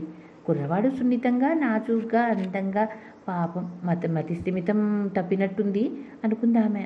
పిల్లలు ఆమెకు ఎడ్వర్డ్ గురించి అన్ని విషయాలు ముందే చెప్పారు. అయితే అతడు మహారాజు అనే విషయాన్ని ఆమె నమ్మలేదు. నీకు గొర్రెల గురించి కానీ గొర్రెల పెంపకం గురించి కానీ ఏమైనా తెలుసా అని అడిగింది పిల్లల తల్లి. ఎడ్వర్డ్ శూన్యంలోని చూస్తూ గొర్రెల ఏమిటి, ఎలా ఉంటాయి అన్నాడు అమాయకంగా. ఈ కుర్రవాడు రైతు కుటుంబానికి సంబంధించిన వాడు కాదు అనుకుంది ఆమె. మరి కుమ్మరి వాళ్ళ గురించి, కమ్మరి వాళ్ళ గురించి, లేదా నేత చేసే పని వాళ్ళ గురించి నీకేమైనా తెలుసా? వాళ్ళు చేసే పనులు ఎప్పుడైనా చూసావా అని ఆమె ఎడ్వర్డ్ను ప్రశ్నించింది. ఎడ్వర్డ్ తల అడ్డంగా తిప్పాడు. వంట వార్పు గురించి తెలుసా అని అడిగింది. తెలుసు, అప్పుడప్పుడు నేను పెద్ద పెద్ద విందులు రాజభవనంలో ఏర్పాటు చేసినప్పుడు వంటశాలలోనికి వెళ్ళి ఎలా వండుతున్నారో చూస్తూ ఉంటాను అన్నాడు ఎడ్వర్డ్. ఓహో, అది సంగతి. ఈ కుర్రవాడు రాజంతపురంలో వంటలు చేసేవారి వద్ద సహాయకుడిగా పనిచేస్తూ ఉన్నాడన్నమాట. పాపం పిచ్చి ముదిరి ఇలా దేశాలు బట్టి తిరుగుతూ ఉండొచ్చు అనుకుంది ఆమె. ఆ తర్వాత ఆమె తన పిల్లలతో పాటు ఎడ్వర్డ్ని కూడా ఇంట్లోనికి తీసుకెళ్ళింది. మంచి కూరలతో వంట చేసింది. పిల్లలు అందరితో పాటు ఎడ్వర్డ్ని కూడా కూర్చోబెట్టి భోజనం పెట్టింది. ఎడ్వర్డ్ ఆ రోజు తృప్తిగా భోంచేశాడు. భోజనాలు అయిన తర్వాత ఆమె ఎంగిలి గిన్నెలను ఒకచోట వేసి వాటిని కడిగి తీసుకురమ్మని ఎడ్వర్డ్తో చెప్పింది. తను తిన్న కంచాన్ని తన సేవకులు శుభ్రం చేస్తారు, అటువంటిది ఎవరో తిన్న గిన్నెలను తను శుభ్రం చేయడమా అనుకున్నాడు. మళ్ళీ ఏదో ఆలోచించుకొని పోనీలే, పెద్దది తనకింత అన్నం పెట్టి ఆకలి చల్లార్చింది, ఆమె చెప్పిన పని చేసే తప్పేముంది అనుకుని ఎడ్వర్డ్ గిన్నెలన్నింటినీ కడిగి ఉన్ని వస్త్రంతో వాటిని శుభ్రం చేసి తుడిచిపెట్టాడు. ఈలోగా ఆమె ఎంగిళ్ళంతా ఎత్తి ఒక బుట్టలో వేసింది. ఆ బుట్టను ఎడ్వర్డ్ చేతికిచ్చి ఈ చెత్తను దూరంగా తీసుకెళ్ళి పెంట కుప్ప మీద పారేసిరా, తర్వాత ఏం చేయాలో చెప్తాను అన్నది. ఆ పని మాత్రం నా వల్ల కాదు అని చెబుదామనుకున్న ఎడ్వర్డ్ తల ఎత్తి కిటికీ గుండా బయటికి తొంగి చూశాడు. చూస్తూనే నెత్తి మీద పిడుగు పడినంత పని ఉడికిపోయాడు. ఎందుకంటే జాన్ క్వింటీ, హ్యూగో ఈ ఇంటి దిక్కుగా వస్తూ ఎడ్వర్డ్కు కనిపించారు. ఇక వెనుక ముందు చూడకుండా బుట్టను చేత్తో పుచ్చుకొని ఇంటి వెనుక మార్గం గుండా విసురుగా బయటికి వెళ్ళిపోయాడు. చట్ట వ్యతిరేక దుష్టశక్తులని చేతికి చిక్కడం మంచిది కాదనుకున్న ఉద్దేశంతో ఎడ్వర్డ్ చెత్త బుట్టను పెంట కుప్ప మీద పారేసి కాలి సత్వ కొద్దీ పరిగెత్తుతూ చివరకు ఓ చిన్న అడవి ప్రాంతానికి చేరుకున్నాడు. వాళ్ళు తనని చేరుకోలేరని నిర్ధారణ చేసుకున్న తర్వాత ఎడ్వర్డ్ ఒక బండరాతిని ఆనుకొని నేల మీద చతికిలబడ్డాడు. వాతావరణం ప్రశాంతంగా ఉంది, చాలా నిశ్శబ్దంగా ఉంది. గాలి వాటుకు చెట్ల మీద నుండి వచ్చే బొంగురు శబ్దాలు తప్ప ఏమీ వినిపించడం లేదు. అడవిలో ఉన్న దయ్యాలు అలా అరుస్తున్నాయా? అవి నన్ను దారి తప్పించి ఇక్కడికి తీసుకురాలేదు కదా అనుకున్నాడు ఎడ్వర్డ్.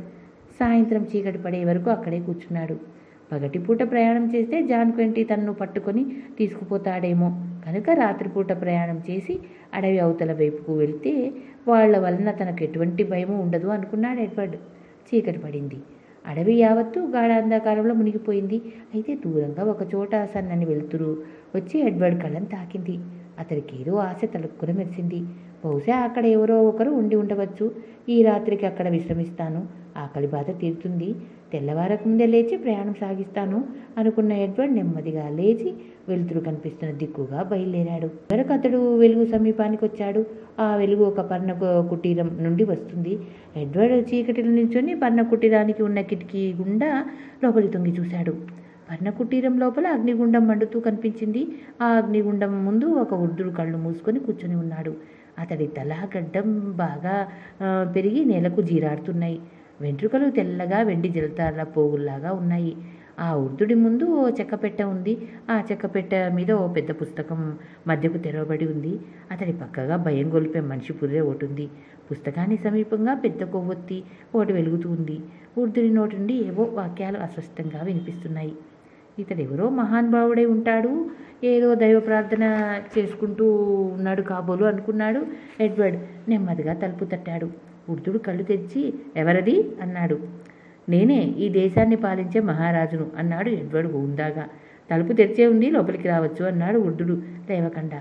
ఎడ్వర్డ్ తలుపు తెరుచుకొని లోపలికి వచ్చాడు. ఎదురుగా అగ్నిగుండం ముందు కూర్చో. నా వద్దకు చాలామంది జ్ఞాన సముపార్జన కోసం వస్తూ ఉంటారు. కానీ వాళ్ళెవరికీ జ్ఞానాన్ని సంపాదించుకునే అర్హత లేదు. సత్యాన్వేషణ వారికి కొరవడదు కదా. అందువల్ల ఒక మహారాజు రాజ్యాన్ని, సింహాసాన్ని తృణప్రాణయంగా ఎంచి వాటిని వదులుకొని ఇక్కడ ప్రశాంత జీవితం గడపడానికి రావటం నిజంగా ఈ అడవి చేసుకున్న పుణ్య విశేషం అన్నాడు వృద్ధుడు. మహాన్ బావ, నేను ఇక్కడికి వచ్చింది శాశ్వతంగా నివాసం ఏర్పాటు చేసుకోవడానికి కాదు. నాకు ఆకలిగా ఉంది, తినడానికి ఇంత పెడితే ఈ రాత్రి ఇక్కడ బస చేసి ఉదయమే వెళ్ళిపోతాను అని చెబుదామనుకున్నాడు ఎడ్వర్డ్. కానీ ఆ వృద్ధుడు ఎడ్వర్డ్కి మాట్లాడే అవకాశమే ఇవ్వలేదు. ఆ వృద్ధుడు గుక్క తిప్పుకోకుండా ఇంకా మాట్లాడుతూనే ఉన్నాడు. ఈ అడవి ప్రాంతం యావత్తూ పవిత్రతో నిండి ఉంది. నన్ను కలుసుకునేందుకు రోజు దేవతలు ఇక్కడికి వస్తూ ఉంటారు. ఓ రాజా, వాళ్ళు నాతో ఏమని చెబుతారో తెలుసా? స్వామి, మీరు దేవదూతల్లో ముఖ్యులు. భగవంతునికి మీరంటే ఎంతో ప్రేమ అని నాతో చెప్తూ ఉంటారు. ఎడ్వర్డ్ వృద్ధుడి వంక ముఖమంక చూస్తూ కూర్చున్నాడు. వృద్ధుడు మాట్లాడటం ఆపు చేసి అతడి పెదవుల మీద అదొక రకమైన నవ్వు తాండవించింది. చేత్తో గడ్డాన్ని సవరించుకుంటూ, నీకు ఈ విషయం తెలుసా మహారాజా? నేను అప్పుడప్పుడు స్వర్గం వెళ్తాను. దేవుణ్ణి కలుసుకొని మాట్లాడుతూ ఉంటాను. నేను స్వర్గంలోని వీధుల్లో నడిచి వెళ్తున్నప్పుడు అక్కడ తిరిగే దేవతలను చూసి పక్కకు తొలగి దారి ఇస్తారు. నాకు వంగి నమస్కరిస్తారు. ఓ మహారాజా, నువ్వు స్వర్గం రాలేకపోయినా సరే పర్వాలేదు. భగవంతుడు అక్కడుండే నిన్ను దీవిస్తాడు. నీ విషయం అతనితో తప్పక చెప్తాను అన్నాడు వృద్ధుడు. అంతవరకు ఎడ్వర్డ్కు ఆ వృద్ధుడంటే భయం వేయలేదు. కానీ ఇప్పుడు అతడి పిచ్చి మాటలు విన్న తర్వాత నిజంగానే భయపడ్డాడు. ఈ వృద్ధుడు ఎవడో కానీ నిజంగానే పిచ్చివాడు అనుకున్నాడు ఎడ్వర్డ్. వృద్ధుడు ఎడ్వర్డ్ సమీపంగా వచ్చి, యథార్థానికి నేను పోపును, అయినా సరే నేను దేవదూతలందరికీ ముఖ్యుడును. ఒక విషయం చెప్పనా నీకు? 8వ హెన్రీ రాజు నన్ను కించపరిచాడు, అవమానించాడు, చిన్నచూపు చూశాడు, నన్ను రాజ్యం నుండి వెళ్ళగొట్టాడు అని పళ్ళు పటపటా కొరుకుతూ రాజును శాపనార్థాలు ప్రారంభించాడు. అయితే నేను 8వ హెన్రీ రాజును కాను, అతని కుమారుడును. నా పేరు ఎడ్వర్డ్ అన్నాడు అతను. క్షణం వృద్ధుడి ముఖంలో మార్పు వచ్చింది. క్రూరంగా ఎడ్వర్డ్ మొహంలోని వంక చూశాడు. నాతో రా, నిద్రపోయే స్థలాన్ని చూపిస్తాను. బాగా అలసిపోయి ఉన్నావు, హాయిగా నిద్రపో అంటూ వృద్ధుడు ఎడ్వర్డ్ను ఎండుగడ్డితో తయారు చేసిన శయ్య వద్దకు తీసుకుపోయాడు. ఇకే బాగా అలసిపోయిన ఎడ్వర్డ్ గడ్డి మీద పడుకొని ఆదమర్చి నిద్రపోయాడు. ఆ వృద్ధుడు కసాయి కత్తిని తీసుకుని దాన్ని నున్నని రాయి మీద నూరుతూ పదును పెట్టడం ప్రారంభించాడు. నీ తండ్రి చనిపోయాక నువ్వు రాజు అయ్యావన్నమాట. ఎవరైతే ఏమి, రాజు రాజే కదా, ఇక నువ్వు నా నుండి తప్పించుకోలేవు. చంపడానికి నీ తండ్రి లేడు కదా, అందుచేత నేను చంపి నా కసి తీర్చుకుంటాను. నన్ను ఎవరనుకుంటున్నావు? దేవదూతల్లో ముఖ్యమైన వాడిని తెలుసా అన్నాడు వృద్ధుడు వికటంగా నవ్వుతూ. ఆ తర్వాత వృద్ధుడు కత్తిని తీసుకుని ఎడ్వర్డ్ పడుకున్న చోటికి వచ్చి మోకాళ్ళ మీద కూర్చున్నాడు. కత్తి 2 చేతులతోనూ పుచ్చుకొని పైకెత్తాడు. అదే సమయంలో తిన్నగా పడుకున్న ఎడ్వర్డ్ కుడివైపుకు ఒత్తిగిల్లాడు. వృద్ధుడు కత్తిని దించి, ఇది అర్ధరాత్రి నిశ్శబ్ద సమయం. కత్తి దెబ్బ తింటూనే కుర్రవాడు బాధగా పెద్దగా కేకలు వేయవచ్చు. ఆ కేకలు దూరంగా వెళ్లే మనుషులకు వినిపిస్తాయి. వాళ్ళు ఇక్కడికి వస్తే నా రహస్యం బయటపడుతుంది అనుకున్నాడు. వెంటనే ఓ తాడు తెచ్చి కుర్రవాడి కాళ్ళు చేతులు బిగించి కట్టేశాడు. అతడు అరవకుండా తోలు పటక ఒకటి తెచ్చి నోటికి కట్టేశాడు. తర్వాత ఎడ్వర్డ్ను మోసుకుంటూ తెచ్చి అగ్నిగుండం ముందు పడుకోబెట్టాడు. ముసలివాడు తనను చంపుతాడని ఎడ్వర్డ్ నిర్ధారణ చేసుకున్నాడు. నీ ఇష్టదైవాన్ని ప్రార్థించుకో అన్నాడు వృద్ధుడు ఎడ్వర్డ్తో. వృద్ధుడు తన చేతిలోని కత్తి వైపు కొన్ని క్షణాల పాటు ఎగాదిగా చూసుకున్నాడు. తర్వాత వచ్చి కుర్రవాడి వద్ద కూర్చున్నాడు. ఎడ్వర్డ్ ముసలివాడి వంక భయపడుతూ చూశాడు. వృద్ధుడు దయ్యంలాగా పళ్ళీకిలిస్తూ నవ్వాడు. కత్తిని అటు ఇటు తిప్పాడు. అయితే నువ్వు నా శత్రువు కొడుకు అన్నమాట. మీ నాన్న భగవంతుడికి నిలమైన చర్చిని నాశనం చేశాడు. ఇందుకు శిక్షగా నేను నా శత్రువు కొడుకును చంపుతాను అంటూ వృద్ధుడు మందహాసం చేశాడు. కాళ్ళు చేతులకు కట్టిన తాళ్ళు వదులైతాయేమోనని ఎడ్వర్డ్ ఎంతో ప్రయత్నించాడు. అయినా ప్రయోజనం లేకపోయింది. కనీసం నోటికి కట్టిన తోలు పట్టినైనా వస్తే బాగుండును, పెద్దగా కేకలు పెట్టవచ్చు అనుకున్నాడు ఎడ్వర్డ్. అంతలో బయట తలుపు ఎవరో కొడుతున్న శబ్దమైంది. తలుపు తెరవటానికి వృద్ధుడు అట్టుగా వెళ్ళాడు. వృద్ధుడు బయట ఎవరితోనో మాట్లాడుతున్న మాటలు ఎడ్వర్డ్కి వినిపించసాగాయి. ఆ కుర్రవాడెక్కడా? ఆ కుర్రవాడి కోసం ఎదుగుతున్న వాళ్ళు మా నుంచి తప్పించుకున్నాడు. ఇటు అడవిలోనికి పారిపోయి వచ్చాడు అని నాతో చెప్పారు. నిజం చెప్పు, కుర్రవాడెక్కడా అడుగుతున్నాడు ఎవరో. అయితే ఎడ్వర్డ్ ఆ గొంతు గుర్తుపట్టాడు. ఆ గొంతు హంటర్ది. ఓ, నువ్వు మాట్లాడుతూనే అడుక్కుంది నే కుర్రవాడి గురించి కదూ. వంట పుల్లలను ఏరుకురమ్మని అడవిలోనికి పంపించాను. ఈ పాటికి వస్తూనే ఉండాలి అన్నాడు వృద్ధుడు. నువ్వు సన్యాసిలాగా కనిపిస్తున్నావు, అబద్ధాలు చెప్పకు. నీలాంటి వాళ్ళంటే నాకు చాలా గౌరవం. నన్ను చెడ్డవాడిని చెయ్యకు అన్నాడు హెండర్. ఏదో శబ్దం చేస్తే హంటర్ లోపలికి వస్తాడు అనుకున్న ఎడ్వర్డ్ రేకు పెట్టెను కాలుతో కొట్టాడు. లోపల ఏదో అలికిడి అవుతున్నదేమిటి? హంటర్ అడిగాడు. ఏం లేదు, ఇంట్లో ఎలుకలున్నాయి, వృద్ధుడు సమాధానం చెప్పాడు. హంటర్ కొద్దిసేపు మౌనంగా ఉన్న తర్వాత, మా కుర్రవాడు ఇంకా రాలేదేమిటి? అడవిలో దారి తప్పి ఉంటాడంటావా అన్నాడు. అలా జరిగి ఉండొచ్చు అన్నాడు వృద్ధుడు. అయితే ఇక్కడున్న ఈ గాడిదల మీద ఎక్కి మనం కుర్రవాడిని వెతకడానికి అడవిలోనికి వెళ్దాం పదా అన్నాడు హెండర్. ఆ తర్వాత వాళ్ళ మాటలు వినిపించలేదు. గాడిదల ఓండ్రింపులు, రణగుణ ధ్వనులు వినిపించాయి. హండర్ తన్ను విడిపిస్తాడన్న ఆశ పోయింది ఎడ్వర్డ్కు. అకస్మాత్తుగా ఎడ్వర్డ్ తల పైకెత్తి చూశాడు. అతడికి ఎదురుగా జాన్ కెంటీ, హ్యూగ్ నిలబడి ఎడ్వర్డ్ వంక రాక్షసుల్లాగా చూడసాగారు. వాళ్ళు గబగబా ఎడ్వర్డ్ కట్లు ఇప్పాడు. అతని 2 చేతులతోనూ ఎత్తి నిల్చుండబెట్టారు. ఆ తర్వాత అతన్ని తీసుకుని గబగబా బయటికి వెళ్ళిపోయారు. మహారాజు వారు కలకాలం వర్ధిల్లాలి, ముష్టి మహారాజుకు జై అంటూ ముష్టి సంఘం సభ్యులు గట్టిగా అరిచారు. అందరూ ఎడ్వర్డ్ చేతులు బట్టలు పుచ్చుకొని ముందుకు లాగారు. ఎడ్వర్డ్ వెళ్ళి నేల మీద పడ్డాడు. అందరూ నవ్వులు చప్పట్లు కొట్టారు. కొంతమంది పిల్లి కూతలు, నక్క కూతలు కూశారు. రాజుగా నటిస్తూ ధైర్యంగా నిలబడినందుకు కొంతమంది ఎడ్వర్డ్ను మెచ్చుకున్నారు. అయితే చాలామంది ఎడ్వర్డ్ను ఏ విధంగానైనా బాధ పెట్టాలని, తగినట్లు బుద్ధి చెప్పాలని, మళ్ళీ ఎక్కడికి పారిపోకుండా చేయాలని నిశ్చయించుకున్నారు. వాళ్ళ ముఖాల్లో జాన్ కెంటీ, హ్యూగులు ముఖ్యులు. హ్యూగో ఎడ్వర్డ్ను రెచ్చగొడుతూ కుంటుతూ నడిచి వచ్చి అతడి కాలి వేళ్లను బలంగా తొక్కాడు. ఓ గొప్ప చక్రవర్తి, చూడకుండా మీ కాలు తొక్కాను, క్షమించండి ముష్టి మహారాజా అన్నాడు హ్యూగో నవ్వుతూ. ఎడ్వర్డ్ కోపం వచ్చింది. నోరు మూసుకొని ఉంటే వీడికి లోకుగా కనిపిస్తున్నాను, తగిన గుణపాఠం నేర్పాలి అనుకున్నాడు. వెంటనే అటు ఇటు చూశాడు. ఒకచోట లావుపాటి కర్ర కనిపించింది. ఎడ్వర్డ్ దాన్ని చేతికి తీసుకున్నాడు. నువ్వు పెద్ద మునగాడిని అనుకుంటున్నావు కదూ, ఏది ఇప్పుడు నాతో ద్వంద్వ యుద్ధానికి రారా, నీ సంగతి ఏమిటో తేలుస్తాను అంటూ ఎడ్వర్డ్ హ్యూగోని కఫించాడు. హ్యూగో వికటంగా నవ్వి, ఒరే ముష్టి వెధవా, నీ చేతుల్లో పెద్ద కొమ్ములు తిరిగిన ఈ చేతుల్లో పెద్ద కొమ్ములు తిరిగిన వాళ్లే మట్టి కరిచారు. రా కుర్రకుంకవి, నువ్వెంత, నా చేతిలో నీ తల 2 చెక్కలైనట్టే అంటూ అతడు కూడా ఓ పెద్ద కర్రను తీసుకున్నాడు. మిగతా వాళ్లలో ఉత్సాహం పెరిగింది. అందరూ వాళ్ళిద్దరి చుట్టూ వలయాకారంగా నిల్చున్నారు. వాళ్ళిద్దరి మధ్య కర్ర యుద్ధం ప్రారంభమైంది. కర్రతో మొరటు దెబ్బలు కొట్టడం ప్రారంభించాడు హ్యూగో. ఎడ్వర్డ్ ఆ దెబ్బల నుండి అతి లాఘవంగా తప్పించుకోసాగాడు. విద్యా నిపుణుల వద్ద ఎంతో తర్ఫీదు పొందిన ఎడ్వర్డ్కు హ్యూగో కర్ర దెబ్బలు తప్పించుకోవడం ఏమంత కష్టం కాదు. ఎడ్వర్డ్కి కర్రసాము, ఖడ్గ విద్య, బాణాలు వేయడం, గుర్రపు స్వారీ అన్నీ బాగా వచ్చిన విద్యలు. హ్యూగో కొడుతున్న ప్రతి దెబ్బను తన కర్రతో అడ్డుకుంటూ వచ్చాడు ఎడ్వర్డ్. చివరకు హ్యూగో బాగా అలసిపోయాడు. అతడు కొట్టిన ఆ దెబ్బను ఆపుకుంటూ తన కర్ర పైకెత్తి బలంగా హ్యూగో నెత్తి మీద 1, వీపు మీద 1 దెబ్బలు వేసాగాడు ఎడ్వర్డ్. హ్యూగో తల దిమ్మ దిగిరిపోయింది. వీపు మీద పడిన దెబ్బకు ఒక పక్క టెంక కదిలిపోయింది. నేను తలుచుకుంటే నీ తల 2 చెక్కలు చేయగలను. నిన్ను చంపడం నా అభిమతం కాదు. రత్న ఖచ్చితమైన నా కరవాలం ఉంటే నీ తల తెగి నేల మీద పడి ఉండేది. బతికిపోయావుప అన్నాడు ఎడ్వర్డ్ చేతిలోని కర్రను దూరంగా విసిరేస్తూ. చూసి అందరూ నిశ్చేష్టులయ్యారు. హ్యూగో వంటి మనగాడిని మట్టి కర్పించిన ఈ కుర్రవాడు సామాన్యుడు కాడు అనుకున్నారు. ఫ్లవర్ ఎంతో ప్రయత్నించాడు ఎడ్వర్డ్ని ముష్టివాడుగా తయారు చేయాలని. కానీ ఎడ్వర్డ్ దానికి అంగీకరించలేదు. నీ తండ్రి ఈ ముఠాలో సభ్యుడు కనుక నువ్వు కూడా ఈ ముఠాలో సభ్యుడివే. ముష్టి ఎత్తడం ఇష్టం లేకపోతే దొంగతనాలు చేయి, ఏదో ఒకటి చేయకపోతే నీకు తిండి ఎవరు పడతారు అన్నాడు రఫ్లర్. అయితే నేను దొంగతనాలు చేస్తాను అన్నాడు ఎడ్వర్డ్. నీకు అందులో అనుభవం లేదు, నిన్ను హ్యూగో వెంట పంపుతాను, అతడికి సహాయకుడిగా దొంగతనంలోని మెడుకోలు నేర్చుకో అన్నాడు రఫ్లర్. దానికి ఎడ్వర్డ్ అంగీకరించాడు. ఈ దొంగల నుండి, మోసగాళ్ళ నుండి తప్పించుకు పారిపోవాలంటే ప్రజల మధ్యకు వెళ్ళటం ఒక్కటే మార్గం అనుకున్నాడు.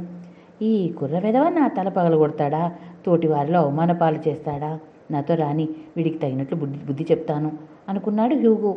వాళ్ళిద్దరూ నడుచుకుంటూ పట్టణం మధ్య భాగానికి వచ్చారు. అక్కడ ఓ లావుపాటి స్త్రీ పెద్ద బుట్ట నెత్తి మీద పెట్టుకొని దారి వెంట వెళ్తూ కనిపించింది. హ్యూగో ఎడ్వర్డ్ చేయి పుచ్చుకొని ఆ యువతి వెనుకగా బయలుదేరాడు. సమయం చూసి ఆమె నెత్తి మీద బుట్టను అమాంతం పైకెత్తి దాన్ని ఎడ్వర్డ్ చేతిలో పెట్టసాగాడు. తను ఎప్పుడు ఎక్కడ నుండి ఉడాయించాలని ఆలోచిస్తున్న ఎడ్వర్డ్కు హ్యూగో చేసిన ఘనకార్యం అర్థం కాలేదు. మరుక్షణం హ్యూగో ఎడ్వర్డ్ వైపు చెయ్యెత్తి చూపిస్తూ దొంగ దొంగ అంటూ బిగ్గరగా అరవడం ప్రారంభించాడు. ఆ లావుపాటి యువతి వెనుదిరిగి ఎడ్వర్డ్ చేయి బలంగా పుచ్చుకొని సమయానికి హ్యూగో ఆ ప్రదేశం నుండి మాయమైపోయాడు. దొంగ వెధవా, వేలడంతా ఉన్నావో లేవో, ఇప్పటి నుండే దొంగతనాలు మొదలుపెట్టావా? నీకు తగిన బుద్ధి చెప్తాను చూడు అంటూ ఆ యువతి అటూ ఇటూ చూసింది. వారి పక్కన ఆమెకు ఒక కర్ర దొరికింది.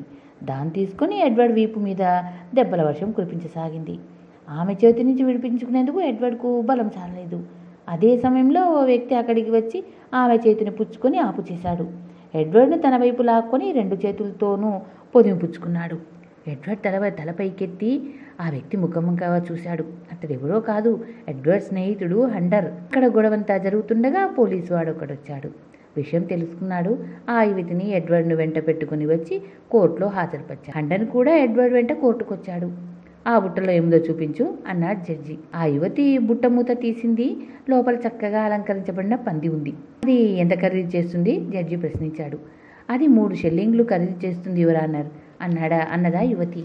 అది వింటూనే హంటర్ ముఖం పాలిపోయింది. జడ్జి ముఖంలో కూడా విషాద ఛాయలు అలుముకున్నాయి. బయట జనం కోర్టు గదిలోనికి రాకుండా తలుపులు మూసేయమని ఆజ్ఞాపించాడు. తర్వాత పోలీసువాడు ఆ యువతిని ఒక మూలకు తీసుకెళ్లి ఏదైనా వస్తువు 13 షెల్లీలు ఖరీదు చేసేదిగా ఉండి అది దొంగిలించబడితే దొంగిలించిన వ్యక్తికి శిక్ష ఏమిటో తెలుసా? ఉరి శిక్ష. అది వింటూనే యువతి గుండెలు బాదుకుంటూ, పాపిష్టిదాన్ని, ఆ విషయం నాకు తెలియదు నాయనా, తెలిస్తే అలా చెబుతానా? చిన్న కుర్రాడికి ఉరిశిక్ష వేయటం నాకు సంతోషమా చెప్పు అంది. అయితే దొంగిలించబడిన పంది 8 పెన్నీలేనని జడ్జి గారితో చెప్పు అన్నాడు పోలీసువాడు. వెంటనే ఆ యువతి బోన్లో నిలబడి, క్షమించండి యువరానర్, ఇందాక పొరపాటుగా చెప్పాను. నా పంది కేవలం 8 పెన్నీలు మాత్రమే ఖరీదు చేస్తుంది అని చెప్పింది. జడ్జి కుర్రవాడిని జైలుకు తీసుకువెళ్ళమని తీర్పు చెప్పాడు. ఆ యువతి బుట్ట నెత్తిన పెట్టుకుని బయలుదేరింది. పోలీసు వాడు ఆమెను అనుసరించి తలుపు వరకు వెళ్ళి, చూడు తల్లి, నాకు పంది కావాలి, కానీ ఇవిగో ఈ 8 పెన్నీలు తీసుకొని దాన్ని ఇలా ఇవ్వు అన్నాడు. 3 షెల్లింగులు ఖరీదు చేసే దీన్ని 8 పెన్నీలకు ఇవ్వడమా? భలేవారే, నేనేమంత పిచ్చిదాన్ని అనుకుంటున్నారా ఏమిటి అన్నదా యువతి నవ్వుతూ. నువ్వు కోర్టులో అబద్ధం చెప్పావన్నమాట. పద, జడ్జి ముందు నిజం చెప్పు, లేకపోతే నన్ను చెప్పమంటావా? అప్పుడు కుర్రవాడికి ఉరిశిక్ష, నీకు జైలు శిక్ష పడుతుంది తెలుసా అన్నాడు పోలీసువాడు. ఆ యువతి భయపడిపోయింది. ఏడవటం ప్రారంభించింది. నా మూలంగా ఓ కుర్రవాడు చనిపోవటం నాకు ఇష్టం లేదు అంటూ ఆమె బుట్టను పోలీసు వాడికి కిచ్చి 8 పెన్నీళ్లు తీసుకుని వెళ్ళిపోయింది. పోలీసువాడు కుర్రవాడిని వెంట పెట్టుకుని వీధుల గుండా జైలుకు బయలుదేరాడు. హంటర్ కూడా వాళ్ల వెనుకనే బయలుదేరాడు. అన్నట్లు కానిస్టేబుల్ గారు, ఆ యువతికి ఎంత ఇచ్చి ఆ పందిని కొన్నారు అడిగాడు. పిచ్చెక్కిందా నీకు? నేనేమిటి డబ్బు ఇచ్చి పందిని కొనడం ఏమిటి? ఇంతకు నీకేం కావాలి అన్నాడు కానిస్టేబుల్. ఆ కుర్రవాడు పారిపోయేందుకు అవకాశం ఇవ్వు. కొద్దిగా అటు తిరిగి ఆదమర్చి ఉన్నట్లు నటిస్తే చాలు, కుర్రవాడు పారిపోతాడు. కుర్రవాడిని తీసుకొని వెళ్తుంటే ఎవరో వ్యక్తి వచ్చి కుర్రవాడిని పోయాడని కోర్టులో చెప్పు అన్నాడు హెండర్. కానిస్టేబుల్ కోపంగా, అలా ఎన్నటికీ జరగదు. నేను చట్టాన్ని రక్షించవలసిన వాడిని. నా చేత తప్పుడు పని చేయించాలని చూస్తే నేను అరెస్ట్ చేయించవలసి వస్తుంది తెలుసా అన్నాడు. హంటర్ నవ్వి, నువ్వేదో నీతివంతుడు వల్ల మాట్లాడుతున్నావే. నువ్వు ఆ యువతి వద్ద నుండి 8 పెన్నీలకు పందిని కొన్నావు. ఆ విధంగా నువ్వు కోర్టును మోసం చేశావు, అంతేనా? బలవంతంగా ఆమె చేత జడ్జి ముందు అబద్ధం చెప్పించావు. నేను తలుపుజాట నిలబడి నీ సంభాషణ యావత్తు విన్నాను. నేను కోర్టుకు వెళ్ళి నీ కథ అంతా జడ్జి గారికి చెప్పేస్తాను అని బెదిరించాడు. కానిస్టేబుల్ భయంతో వణికిపోయాడు. అదే జరిగితే తన ఉద్యోగం పోతుంది. పైగా కోర్టును మోసం చేసిన నేరానికి శిక్ష తప్పదు. సరే, కుర్రవాడి చేయి వదిలేస్తాను, పారిపోండి. రాత్రి ఎవరో వచ్చి జైలు తాళం బద్దలు కొట్టి కుర్రవాడిని తీసుకుపోయారని చెబుతాను. రాత్రి గొడ్డలు తెచ్చి నేనే తాళం హండన్ ఎడ్వర్డ్ని తీసుకుని తిన్నగా తన ఇంటికి బయలుదేరాడు. వాళ్ళు హండన్ హోల్కు చేరుకున్నారు. తన కుటుంబం వాళ్ళు తనని ఆదరిస్తారో లేదోనని హండన్ దారి పొడుగునా ఆలోచిస్తూనే ఉన్నాడు. దుష్ట స్వభావం గల తన సోదరుడు హగ్ చేసిన ద్రోహాన్ని హండన్ మర్చిపోయాడు. వాళ్ళు హండన్ హోల్ చేరాక, రండి మహారాజా, లోపలికి దయచేయండి, మా గృహం పావనం చేయండి అన్నాడు హండర్ ఎడ్వర్డ్తో. కొంతసేపు గడిచిన తర్వాత హగ్ ఇంటికి వచ్చాడు. అక్కడున్న వాళ్లను ఆశ్చర్యంతో చూశాడు. హండర్ లేచి వెళ్ళి తమ్ముడిని కౌగలించుకొని బుగ్గ మీద ముద్దు పెట్టుకున్నాడు. అయినా హగ్ హండర్ వంక కళ్ళు చిట్లిస్తూ చూస్తూ ఉండిపోయాడు. నన్ను గుర్తించలేదా తమ్ముడు అన్నాడు హండన్. పొరపాటు పడుతున్నావు, నువ్వెవరో నాకు తెలియదు అన్నాడు హగ్. నేను నీ సోదరుని హండన్ను. 7 సంవత్సరాలు కష్టాలు అనుభవించిన తర్వాత ఇంటికి తిరిగి వచ్చాను అన్నాడు హండన్ బాధగా. ఇది చాలా పెద్ద మోసం. నువ్వు నా సోదరుడి మాదిరిగానే ఉండవచ్చు, కానీ నిజంగా నువ్వు హండర్వి కాదు. హండర్ యుద్ధంకు వెళ్ళిన తర్వాత హండర్ యుద్ధంలో పోరాడుతూ చనిపోయాడని అక్కడి నుండి నాన్నగారికి ఉత్తరం వచ్చింది. బహుశా నువ్వు హండర్ తాలూకు భూతాన్వై ఉంటావు అన్నాడు హగ్. లేదు లేదు, నేను రక్త మాంసాలన్న మనిషిని. ఆర్థర్ను ఇలా పిలువు, అతడు తప్పక నన్ను గుర్తుపడతాడు అన్నాడు. ఆర్థర్ చనిపోయి చాలా కాలమైంది. ఓ, ఎంత దుఃఖకరమైన వార్త. అయితే నాన్న ఎక్కడా? అతను కూడా ఈ ప్రపంచాన్ని విడిచిపెట్టి వెళ్ళిపోయాడు. అయితే ఎడిత్ ఏమైంది? ఆమె కూడా? లేదు, ఆమె బతికే ఉంది, ఇక్కడే ఉండు అంటూ హగ్ లోపలికి వెళ్ళి ఎడిత్ని తీసుకొచ్చాడు. ఆమె చుట్టూ 5 దాసీలున్నారు. ఎడిత్ హండర్ని నకసిక పర్యంతం చూసింది. నువ్వు ఈ వ్యక్తిని గుర్తుపట్టగలవా మై డియర్ అన్నాడు హగ్ ఎడిత్తో. లేదు, ఇతను ఎవడో నాకు తెలియదు అంది ఎడిత్. చూసావా, నా భార్య కూడా నిన్ను గుర్తుపట్టలేకపోయింది అన్నాడు హగ్. 25 మంది సేవకులతో కళకళలాడే హండ్ హోల్ ఈనాడు కళావిహీనమై 5 సేవకులతో వైభవాన్ని కోల్పోయింది. ఇదంతా హగ్ దుష్టత్వమని హండన్ గ్రహించాడు. దుర్మార్గుడా, నువ్వు ఎంత క్రూరుడివో మోసగాడివో నాకు బాగా తెలుసు. నేను పోయానని నాన్నగారికి ఉత్తరం రాసి నువ్వు, ఆ తర్వాత నాన్నగారిని ఆర్దర్ని చంపింది నువ్వు. ఆర్దర్ని నీ దారి నుండి అడ్డు తొలగించుకొని ఎడిత్ను బలవంతాన వివాహం చేసుకున్నావు. అన్ని విషయాలు నాకు తెలుసురా అన్నాడు హండన్ కోపంగా. నోరు సంభాళించుకో.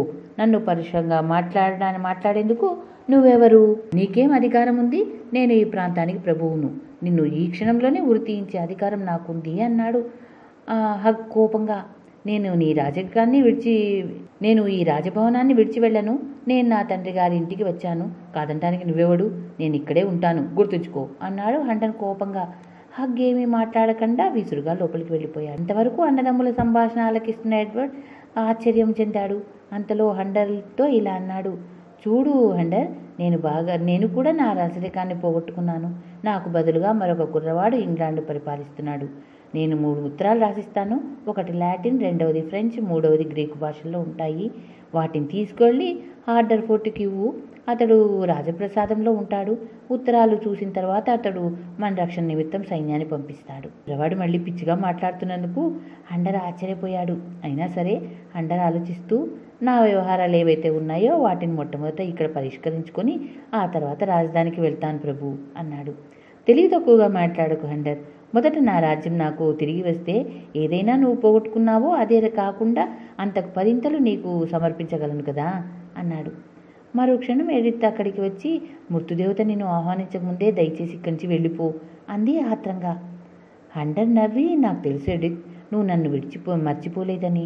చిన్నతనం నుండి ఒకే చోట పుట్టి పెరిగాము, కలిసి ఆడుకున్నాము. నువ్వు నన్ను ఎలా మర్చిపోగలవు అన్నాడు. ఎడిత్ తల వంచుకొని, నేను నిస్సహాయురాలిని. హక్ చేతిలో అధికారం ఉంది, ధనం ఉంది, అతను నిన్ను చంపగలడు అన్నది బాధగా. మరో క్షణంలో కొంతమంది సైనికులు ఆయుధాలు ధరించి అక్కడికి వచ్చారు. హండర్ని ఎడ్వర్డ్ని బంధించి తీసుకెళ్లి జైల్లో పడేశారు. 15 రోజుల తర్వాత సైనికులు వచ్చి జైల్లో ఉన్న హండర్ని ఎడ్వర్డ్ని విడుదల చేశారు.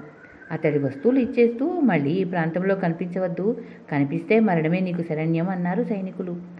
హండన్ ఎడ్వర్డ్ తీసుకొని ముందుకు బయలుదేరాడు. చివరకు వాళ్ళు లండన్ నగరం చేరుకున్నాడు. అక్కడ చాలా కోలాహలంగా ఉంది. ఈ నెల 20వ తారీఖున మహారాజు గారికి పట్టాభిషేకం జరుగుతుంది. ఆ మహోత్సవాన్ని చూడవలసిందే గాని వర్ణింపనలవి కాదు. ప్రజలు విశేషంగా చెప్పుకోసాగారు. అది ఎడ్వర్డ్ విన్నాడు. అలా జరగడానికి వీల్లేదు అనుకున్నాడు. ఆ సమయానికి ఎలాగైనా సరే వెళ్ళి దాన్ని ఆపు చేయాలని ఎడ్వర్డ్ నిశ్చయించుకున్నాడు. 20వ తారీఖు రానే వచ్చింది. ఆ రోజే రాజుగారి పట్టాభిషేక మహోత్సవం. తెల్లవారకు ముందే టామ్ నిద్రలేచాడు. అభ్యంగన స్నానం చేశాడు. మహారాజు దుస్తులు ధరించాడు. లార్డు, రాజప్రముఖులు, కులీన్లు టామ్ వెంట బయలుదేరాడు. టామ్ గుర్రాన్ని అధిరోహించాడు. వెస్ట్ మినిస్టర్ చర్చికి బయలుదేరాడు. మిగతా వాళ్ళు గుర్రాలను అధిరోహించి అతన్ని అనుసరించారు. మహారాజు చూసేందుకు వీధుల్లో జనం కిక్కిరిసి ఉన్నారు. వాళ్ళ జయజద్వానాలు చేస్తున్నారు. టామ్ వాళ్ల వైపు చేతులు ఊపుతూ మందహాసం చేస్తున్నాడు. ఎటు చూసినా కోలాహలమే. టామ్ జనం వైపు పరీక్షగా చూడసాగాడు. తన పాత స్నేహితులు ఎక్కడైనా కనిపిస్తారేమో అని. చివరకు అతడి పాత స్నేహితులంతా ఒకచోట గుంపుగా కనిపించారు. తను టామ్నని, నా కలలు నిజమయ్యాయి చూడండి, నా వాళ్లను దగ్గరకు పిలిచి చెబుదామని ఉబలాటపడ్డాడు. కానీ దానివల్ల తన మహారాజు వైభవానికి అంతరాయం ఏర్పడుతుందని ఊరుకున్నాడు. కొంత దూరం వెళ్ళిన తర్వాత అతడికి 2 అక్కలు, తల్లి ఒకచోట నిల్చొని తన్నే చూస్తుండడం కనిపించింది. టామ్ తల్లి అతడి వైపే పరీక్షగా చూస్తూ ఉండటంతో ముఖం పక్కకు తిప్పేసుకున్నాడు. టామ్ తన సమీపంగా ఆమె అమర్చిన పెట్టె నుండి వెండి నాణ్యాలు గుప్పెట్లో తీసి జనం మీదికి విసరడం ప్రారంభించాడు. అటువంటి అవకాశం మళ్ళీ వస్తుందో రాదునని జనం నేల మీదికి వంగి నాణ్యాలు ఏరుకోవడం ప్రారంభించాడు.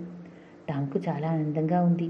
అటువంటి మహోన్నతమైన అదృష్టం తన జీవితంలో ఇక రాదు. తను ఈ ఇంగ్లాండ్ సామ్రాజ్యానికే చక్రవర్తిని. తన మాట శాసనం తన్ను మించిన అధికారులు లేరు అనుకున్నాడు గర్వంగా. అయినా అతడి అంతరాత్మ ఏ మూలనో ఈ తప్పు, ఎవరికో చెందిన రాజ్యాన్ని అపహరిస్తున్నావు, నీకన్నా పెద్ద దొంగ మరొకడుండడు అన్న భావం బాధ పెట్టసాగింది. అదే సమయంలో ఒక యువతి టామ్ చుట్టూ రక్షణగా వస్తున్న సైనికులను రాజభటులను తొలగించుకొని అతని ముందుకొచ్చింది. గుర్రం మీద కూర్చున్న టామ్ పాదం పుచ్చుకొని లాగింది. తన పాదం లాగిన వారు ఎవరా అని టామ్ తలదించి చూశాడు. చూస్తూనే నివ్వరపోయాడు. ఆమె ఎవరో కాదు, టామ్ తల్లి. నాయనా టామ్, ఏమిటి బాబు ఇదంతా? మనకి పదవులు రాజభోగాలు వద్దు, ఇంటికి పోదాంరా అన్నదామె. చప్పున టామ్ తల పక్కకు తిప్పుకుంటూ, ఎవరు నువ్వెవరో నాకు తెలీదు, వెళ్ళు అన్నాడు. అంతే, సైనికులు వచ్చి ఆమె చెరొరక్క పుచ్చుకొని జనం మధ్యకు తీసుకెళ్లి దూరంగా తోసేశారు.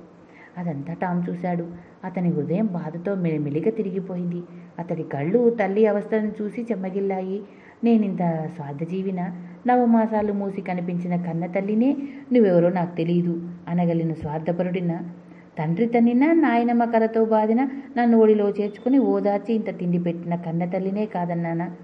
టామ్ ముఖంలో మార్పును ఆవేదన కనిపెట్టిన లార్డ్, ప్రభు, తమరు ప్రజల వైపు నవ్వుతూ చూడాలి.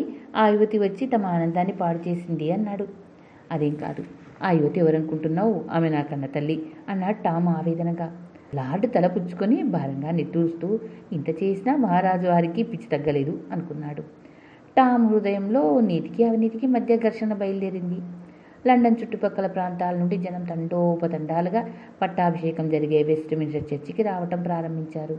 రాజప్రముఖులతో, ప్రభువులతో, విదేశ రాయబారులతో, మంత్రులతో, వీరులతో చర్చి ఆవరణ యావత్తూ నిండిపోయింది. ఎత్తైన వేదిక మీద సింహాసనం ఏర్పాటు చేయబడింది. టామ్ దాని మీద కూర్చున్నాడు. కౌంటర్బరీ ఆర్చ్ బిషప్ రత్న కిరీటాన్ని తీసుకొచ్చి జయ జయధ్వానాల మధ్య టామ్ శిరస్సు మీద ఉంచబోయాడు. ఈ పట్టాభిషేక మహోత్సవాన్ని ఆపండి, ఆ మహారాజు నేను, ఆ కిరీటాన్ని నాకు ధరింపజేయండి అన్న కేకలు చర్చి యావత్తూ ప్రతిధ్వనించాయి. అక్కడ సూదిపడినా వినిపించేంత నిశ్శబ్దం ఆవరించింది. అందరి చూపులు ఆ మాటలు వినివచ్చిన దిక్కుగా మళ్ళాయి. అక్కడ ఒక అడుక్కునే కుర్రవాడు నిలబడి ఉండటం అందరూ ఆశ్చర్యంగా చూశారు. అతడి బట్టలు చినిగి పీలికలే ఉన్నాయి, కానీ అతడి చూపులో అధికార దర్పం స్పష్టంగా కనిపిస్తుంది. తక్షణం టామ్ సింహాసనం మీద లేచి, అవును, ఆ కుర్రవాడు చెప్పిందే యథార్థం, నిజమైన మహారాజు అతడే, 6వ ఎడ్వర్డ్ మహారాజు అతడే, కిరీటాన్ని అతడికి అలంకరించండి అని పెద్దగా కేకపెట్టాడు. అంతేకాదు, టామ్ పరిగెత్తుకుంటూ ఎడ్వర్డ్ సమీపానికి వచ్చి అతడి కాళ్ల ముందు మోకరెళ్ళి, నా తప్పులను క్షమించండి మహారాజా అన్నాడు. ఎడ్వర్డ్ మందహాసం చేస్తూ టామ్ను పైకి లేవనెత్తాడు. ఒకరి పక్కగా ఒకరు నిల్చున్న టామ్ను, ఎడ్వర్డ్ను చూసిన ప్రజలు ఎంతో ఆశ్చర్యపోయారు. ఇద్దరూ కవల పిల్లల మాదిరిగానే ఒకే రూపంలో, ఒకే ఒడ్డు పొడుగు ఉన్నారు. క్షణం లార్డ్ లేచి, మహాజన్లారా, నిశ్శబ్దంగా ఉండండి. ఇప్పుడు మన ముందు ఓ కొత్త సమస్య ఉత్పన్నమైంది. అదేమిటంటే, ఈ ఇద్దరిలో అసలైన మహారాజు ఎవరు అని. దాన్ని మనం తక్షణం పరిష్కరించాలి. ఇప్పుడు మనం నేనే మహారాజును అని చెబుతున్న కొత్త కుర్రాడిని కొన్ని ప్రశ్నలు వేద్దాం, దాంతో యథార్థం బయటపడుతుంది అన్నాడు. అక్కడున్న లార్డ్ తల ఒక ప్రశ్న రాజభవనంలోని మందిరాల గురించి, ఏ మందిరంలో ఏమున్నది, ఎక్కడ ఏ వస్తువు ఉన్నది అడిగారు. ఎడ్వర్డ్ వాటన్నింటిని వెంటనే సమాధానం చెప్పాడు. ఆ విషయాలను మన మహారాజు గారు కూడా చెప్పగలరు, దానివల్ల సమస్య పరిష్కారం కాదు అన్నారు కొంతమంది. లార్డ్ బాగా ఆలోచించి, ఒకే ఒక చిక్కు ప్రశ్న వేస్తాను, మురికి బట్టల్లో ఉన్న కుర్రవాడు జవాబు చెప్పాలి. అదేమిటంటే, ది గ్రేట్ రాయల్ సీల్ అనగా మహారాజు గారి పెద్ద రాజముద్ర ఎక్కడుంది అని అడిగారు. ఇప్పుడు ఎడ్వర్డ్ శయన మందిరాన్ని పర్యవేక్షించే లార్డ్తో ఇలా అన్నాడు, మీరు నా శయన మందిరం లోపలికి వెళ్ళండి. అక్కడ నా రాజదుతుడు దాచిపెట్టే విశాలమైన గోడ బీరువా ఉంటుంది. అందులో గుప్తంగా దాచి ఉంచిన లాకర్ ఉంటుంది. దాన్ని తెరవండి. ది గ్రేట్ సెల్ అందులో ఉంటుంది అన్నాడు. శయన మందిరం పర్యవేక్షకుడైన లార్డ్ పరిగెత్తుకుంటూ రాజభవన్లోనికి వెళ్ళాడు. మరికొద్దిసేపటికి అతడు తిరిగి పరిగెత్తుకుంటూ వచ్చాడు. అతను చెప్పిన విధంగా అన్ని గాలించి చూశాను, కానీ ది గ్రేట్ సెల్ నాకెక్కడా కనిపించలేదు అని చెప్పాడు. ఈ కుర్రవాడెవరో పిచ్చివాడు, మహారాజు గారి పట్టాభిషేకం కానివ్వండి అన్నాడు లార్డ్. ఆగండి, తొందరపడకండి, మన అందరికీ మహారాజు ఈ కుర్రవాడే. ఆ గ్రేట్ సెల్ ఎక్కడుందో నేను మహారాజు గారికి గుర్తు చేస్తాను అంటూ టామ్ ఎడ్వర్డ్ దిక్కుకు తిరిగి ఇలా అన్నాడు. నేను మిమ్మల్ని మొట్టమొదట ఎక్కడ కలుసుకున్నానో, మనం ఎక్కడ బట్టలు మార్చుకున్నామో, తర్వాత మనం ఎక్కడ అద్దంలో చూసుకున్నామో బాగా గుర్తు చేసుకోండి అన్నాడు. వెంటనే ఎడ్వర్డ్, ఎవరైనా సరే నా ఏకాంత మందిరానికి వెళ్ళండి, ఆ మందిరంలో అడుగు పెట్టే హక్కు నాకు తప్ప మరెవరికి లేదు. ఆ ఏకాంత మందిరంలో పెద్ద నిలువుటద్దం ఉంటుంది, నిలువుటద్దం ముందు పెద్ద బల్ల ఉంటుంది, పెద్ద రాజముద్రిక ఆ బల్ల మీద ఉంటుంది, తీసుకురండి అని చెప్పాడు. కలాడు పరిగెత్తుకుంటూ వెళ్ళాడు. కొంతసేపటికి పెద్ద బంగారు గిన్నెతో సహా తిరిగి అక్కడికి వచ్చాడు. ఆ బంగారు గిన్నెలో ది గ్రేట్ సేల్ దగదగా మెరుస్తూ అందరికీ కనిపించింది. ఎడ్వర్డ్ మహారాజు కలకాలం జీవించాలి, ప్రజలు జయధ్వానాలతో చర్చ్ మారుమోగిపోయింది. అప్పటికప్పుడే ఎడ్వర్డ్ మహారాజు దుస్తులతో రత్నాభరణాలతో అలంకరించబడ్డాడు. ఆర్చ్ బిషప్ రత్న కిరీటాన్ని ఎడ్వర్డ్ తల మీద ఉంచి ఇంగ్లాండు మహారాజుగా ప్రకటించాడు. కొద్ది క్షణాల నుండి ఎడ్వర్డ్ మనసులో ఒక సందేహం మెదలసాగింది. అతడు టామును దగ్గర పిలిచి, చూడు మిత్రమా, ది గ్రేట్ సెల్ ఎక్కడ ఉందో నీకు తెలిసి కూడా దీనికి చెప్పలేదు. చెబితే నీవే ఇంగ్లాండ్ రాజ్యానికి మహారాజుగా పట్టాభిషేకం జరుపుకునేవాడివి కదా అన్నాడు. ది గ్రేట్ సెల్ ఎక్కడుందో నాకు తెలిసినా చెప్పలేదు. ఎందుకో తెలుసా మహారాజా, అంతా సద్దుమణియాక దాన్ని నాతో పాటు మా ఇంటికి తీసుకుపోదామని అన్నాడు టామ్. అది నీకేం ఉపయోగపడుతుంది అడిగాడు ఎడ్వర్డ్ ఆశ్చర్యపోతూ. టామ్ మాట్లాడలేదు, తల వంచుకొని మౌనంగా ఉండిపోయాడు. భయం లేదు, చెప్పు, నువ్వు ఏది చెప్పినా ఎవరు నీకు ఎటువంటి హాని కలిగించరు అన్నాడు ఎడ్వర్డ్. ఈ రాజముద్ర చాలా బరువు ఉంది కదా, దీంతో గింజలు బద్దలు కొట్టి తినవచ్చు కదా అనుకున్నాను అన్నాడు టామ్. ఎడ్వర్డ్ నవ్వు ఆపుకోలేక బిగ్గరగా నవ్వేశాడు. ఎడ్వర్డ్ మహారాజు సభలో కొలువు తీరి ఉన్నాడు. తన పక్కనే నిలబడి ఉన్న లార్డ్ ఫోర్డ్తో, నేను చెప్పేవన్నీ శ్రద్ధగా రాసుకోండి, అవన్నీ తక్షణం అమలు జరగాలి అన్నాడు. మహారాజు ఆజ్ఞ అన్నాడు ఫోర్డ్. హగ్ ప్రభు రాజ్యంలోని జైల్లో ఉన్న ఖైదీలందరినీ విడుదల చేయాలి. హగ్ రాజరికాన్ని రద్దు చేయించి అతన్ని కారాగారంలో బంధించాలి. అండర్ ఎక్కడ ఉన్నా గాలించి నా సమక్షానికి తీసుకురావాలి. కొంతమంది రాజప్రసాదం బయటికి వెళ్ళి అక్కడ అటు ఇటు తిరుగుతున్న హండర్ను తీసుకొచ్చి రాజు ముందు హాజరుపరిచారు. మొదట హండర్ తన కళ్ళను తానే నమ్మలేకపోయాడు. తన వెంట తిరిగిన కుర్రవాడు నిజంగానే మహారాజును తెలిసేసరికి రాజభక్తితో అతడి ముందు మోకరిల్లి నమస్కరించాడు. తర్వాత అక్కడున్న కుర్చీని లాక్కొని దాని మీద కూర్చున్నాడు. అందరూ ముక్కు మీద వేలేసుకున్నారు. హండర్కు ఏమిటి సాహసం, మహారాజు ముందు ఎంతటి వారైనా సరే కూర్చోడానికి వీల్లేదు అనుకున్నారు. హండర్ని అవతలికి లాక్కుపోయేందుకు సైనికులు వచ్చారు. ఆగండి, అతన్ని అక్కడే కూర్చొనివ్వండి, కష్టకాలంలో నన్ను ఆదుకున్నాడు, ఇప్పుడు అతనికి ఈ వరాన్ని ప్రసాదించాను. హండర్ సామాన్యుడు కాడు, ఉన్నత రాజవంశానికి చెందిన మహావ్యక్తిగా గుర్తిస్తున్నాను. అతడు నా సంరక్షకుడు, ఎల్లవేళలా నన్ను కనిపెట్టుకొని ఉంటూ కాపాడవలసిందిగా కోరుతున్నాను అన్నాడు ఎడ్వర్డ్ మహారాజు. హండర్ కృతజ్ఞతా సూచకంగా లేచి మహారాజుకు వినయపూర్వకంగా నమస్కరించారు. హగ్గును పదవీచ్యుతుణ్ణి చేసి కారాగారంలో బంధించారు. 8వ హెన్రీ మహారాజు నిర్మించిన చర్చికి టామ్ ప్రధాన గవర్నర్గా నియమించబడ్డాడు. అక్కడ అనాథ పిల్లలు, పేద పిల్లలు మంచి చెడ్డలు చూసే బాధ్యత టామ్కి ఇవ్వబడింది. అతడు ఎక్కడికి వెళ్ళినా మహారాజుకిచ్చే గౌరవ మర్యాదలను అతడికి ఇవ్వాలని ఆదేశాలు జారీ చేయబడ్డాయి. టామ్ తండ్రి ఏమయ్యాడో ఎవరికి తెలియదు. టామ్ నాయనమ్మ అప్పటికే కొద్ది కాలం క్రితమే చనిపోయింది. టామ్ తల్లికి, అక్కలకు వాళ్ళ జీవితకాలమంతా కూర్చొని తింటూ హాయిగా గడపడానికి కావాల్సిన ధన సంపద వాళ్ళకి ఇవ్వబడింది. దేశంలో ఉన్న క్రూర చట్టాలని రద్దు చేయబడ్డాయి. వాటి స్థానంలో ప్రజలకు న్యాయం, ధర్మం ప్రసాదించే నూతన చట్టాలు అమల్లోనికి వచ్చాయి. 6వ ఎడ్వర్డ్ మహారాజు ఎన్నడూ తన సహచరులతో ఇలా అంటూ ఉండేవాడు, నా చట్టాలు ఎప్పుడూ దయతో కూడుకొని ఉంటాయి. దయాగుణం గొప్పతనం ఏమిటో నాకు తప్ప ఈ రాజ్యంలో ఉంటున్న వారెవరికీ తెలియదు. మంచితనం గురించి కూడా ఎవరికి తెలియదు. మంచి వాళ్ళ క్షేమం కోసమే నేను ఎన్ని బాధలైనా అనుభవిస్తాను, వాళ్ళ కోసమే నేను జీవిస్తాను అని. అయితే 6వ ఎడ్వర్డ్ మహారాజు చాలా కాలం జీవించలేదు. అయినా ఇంగ్లాండ్ ప్రజలు ఎడ్వర్డ్ మంచితనాన్ని, దయాగుణాన్ని ఎన్నటికీ మర్చిపోయారు.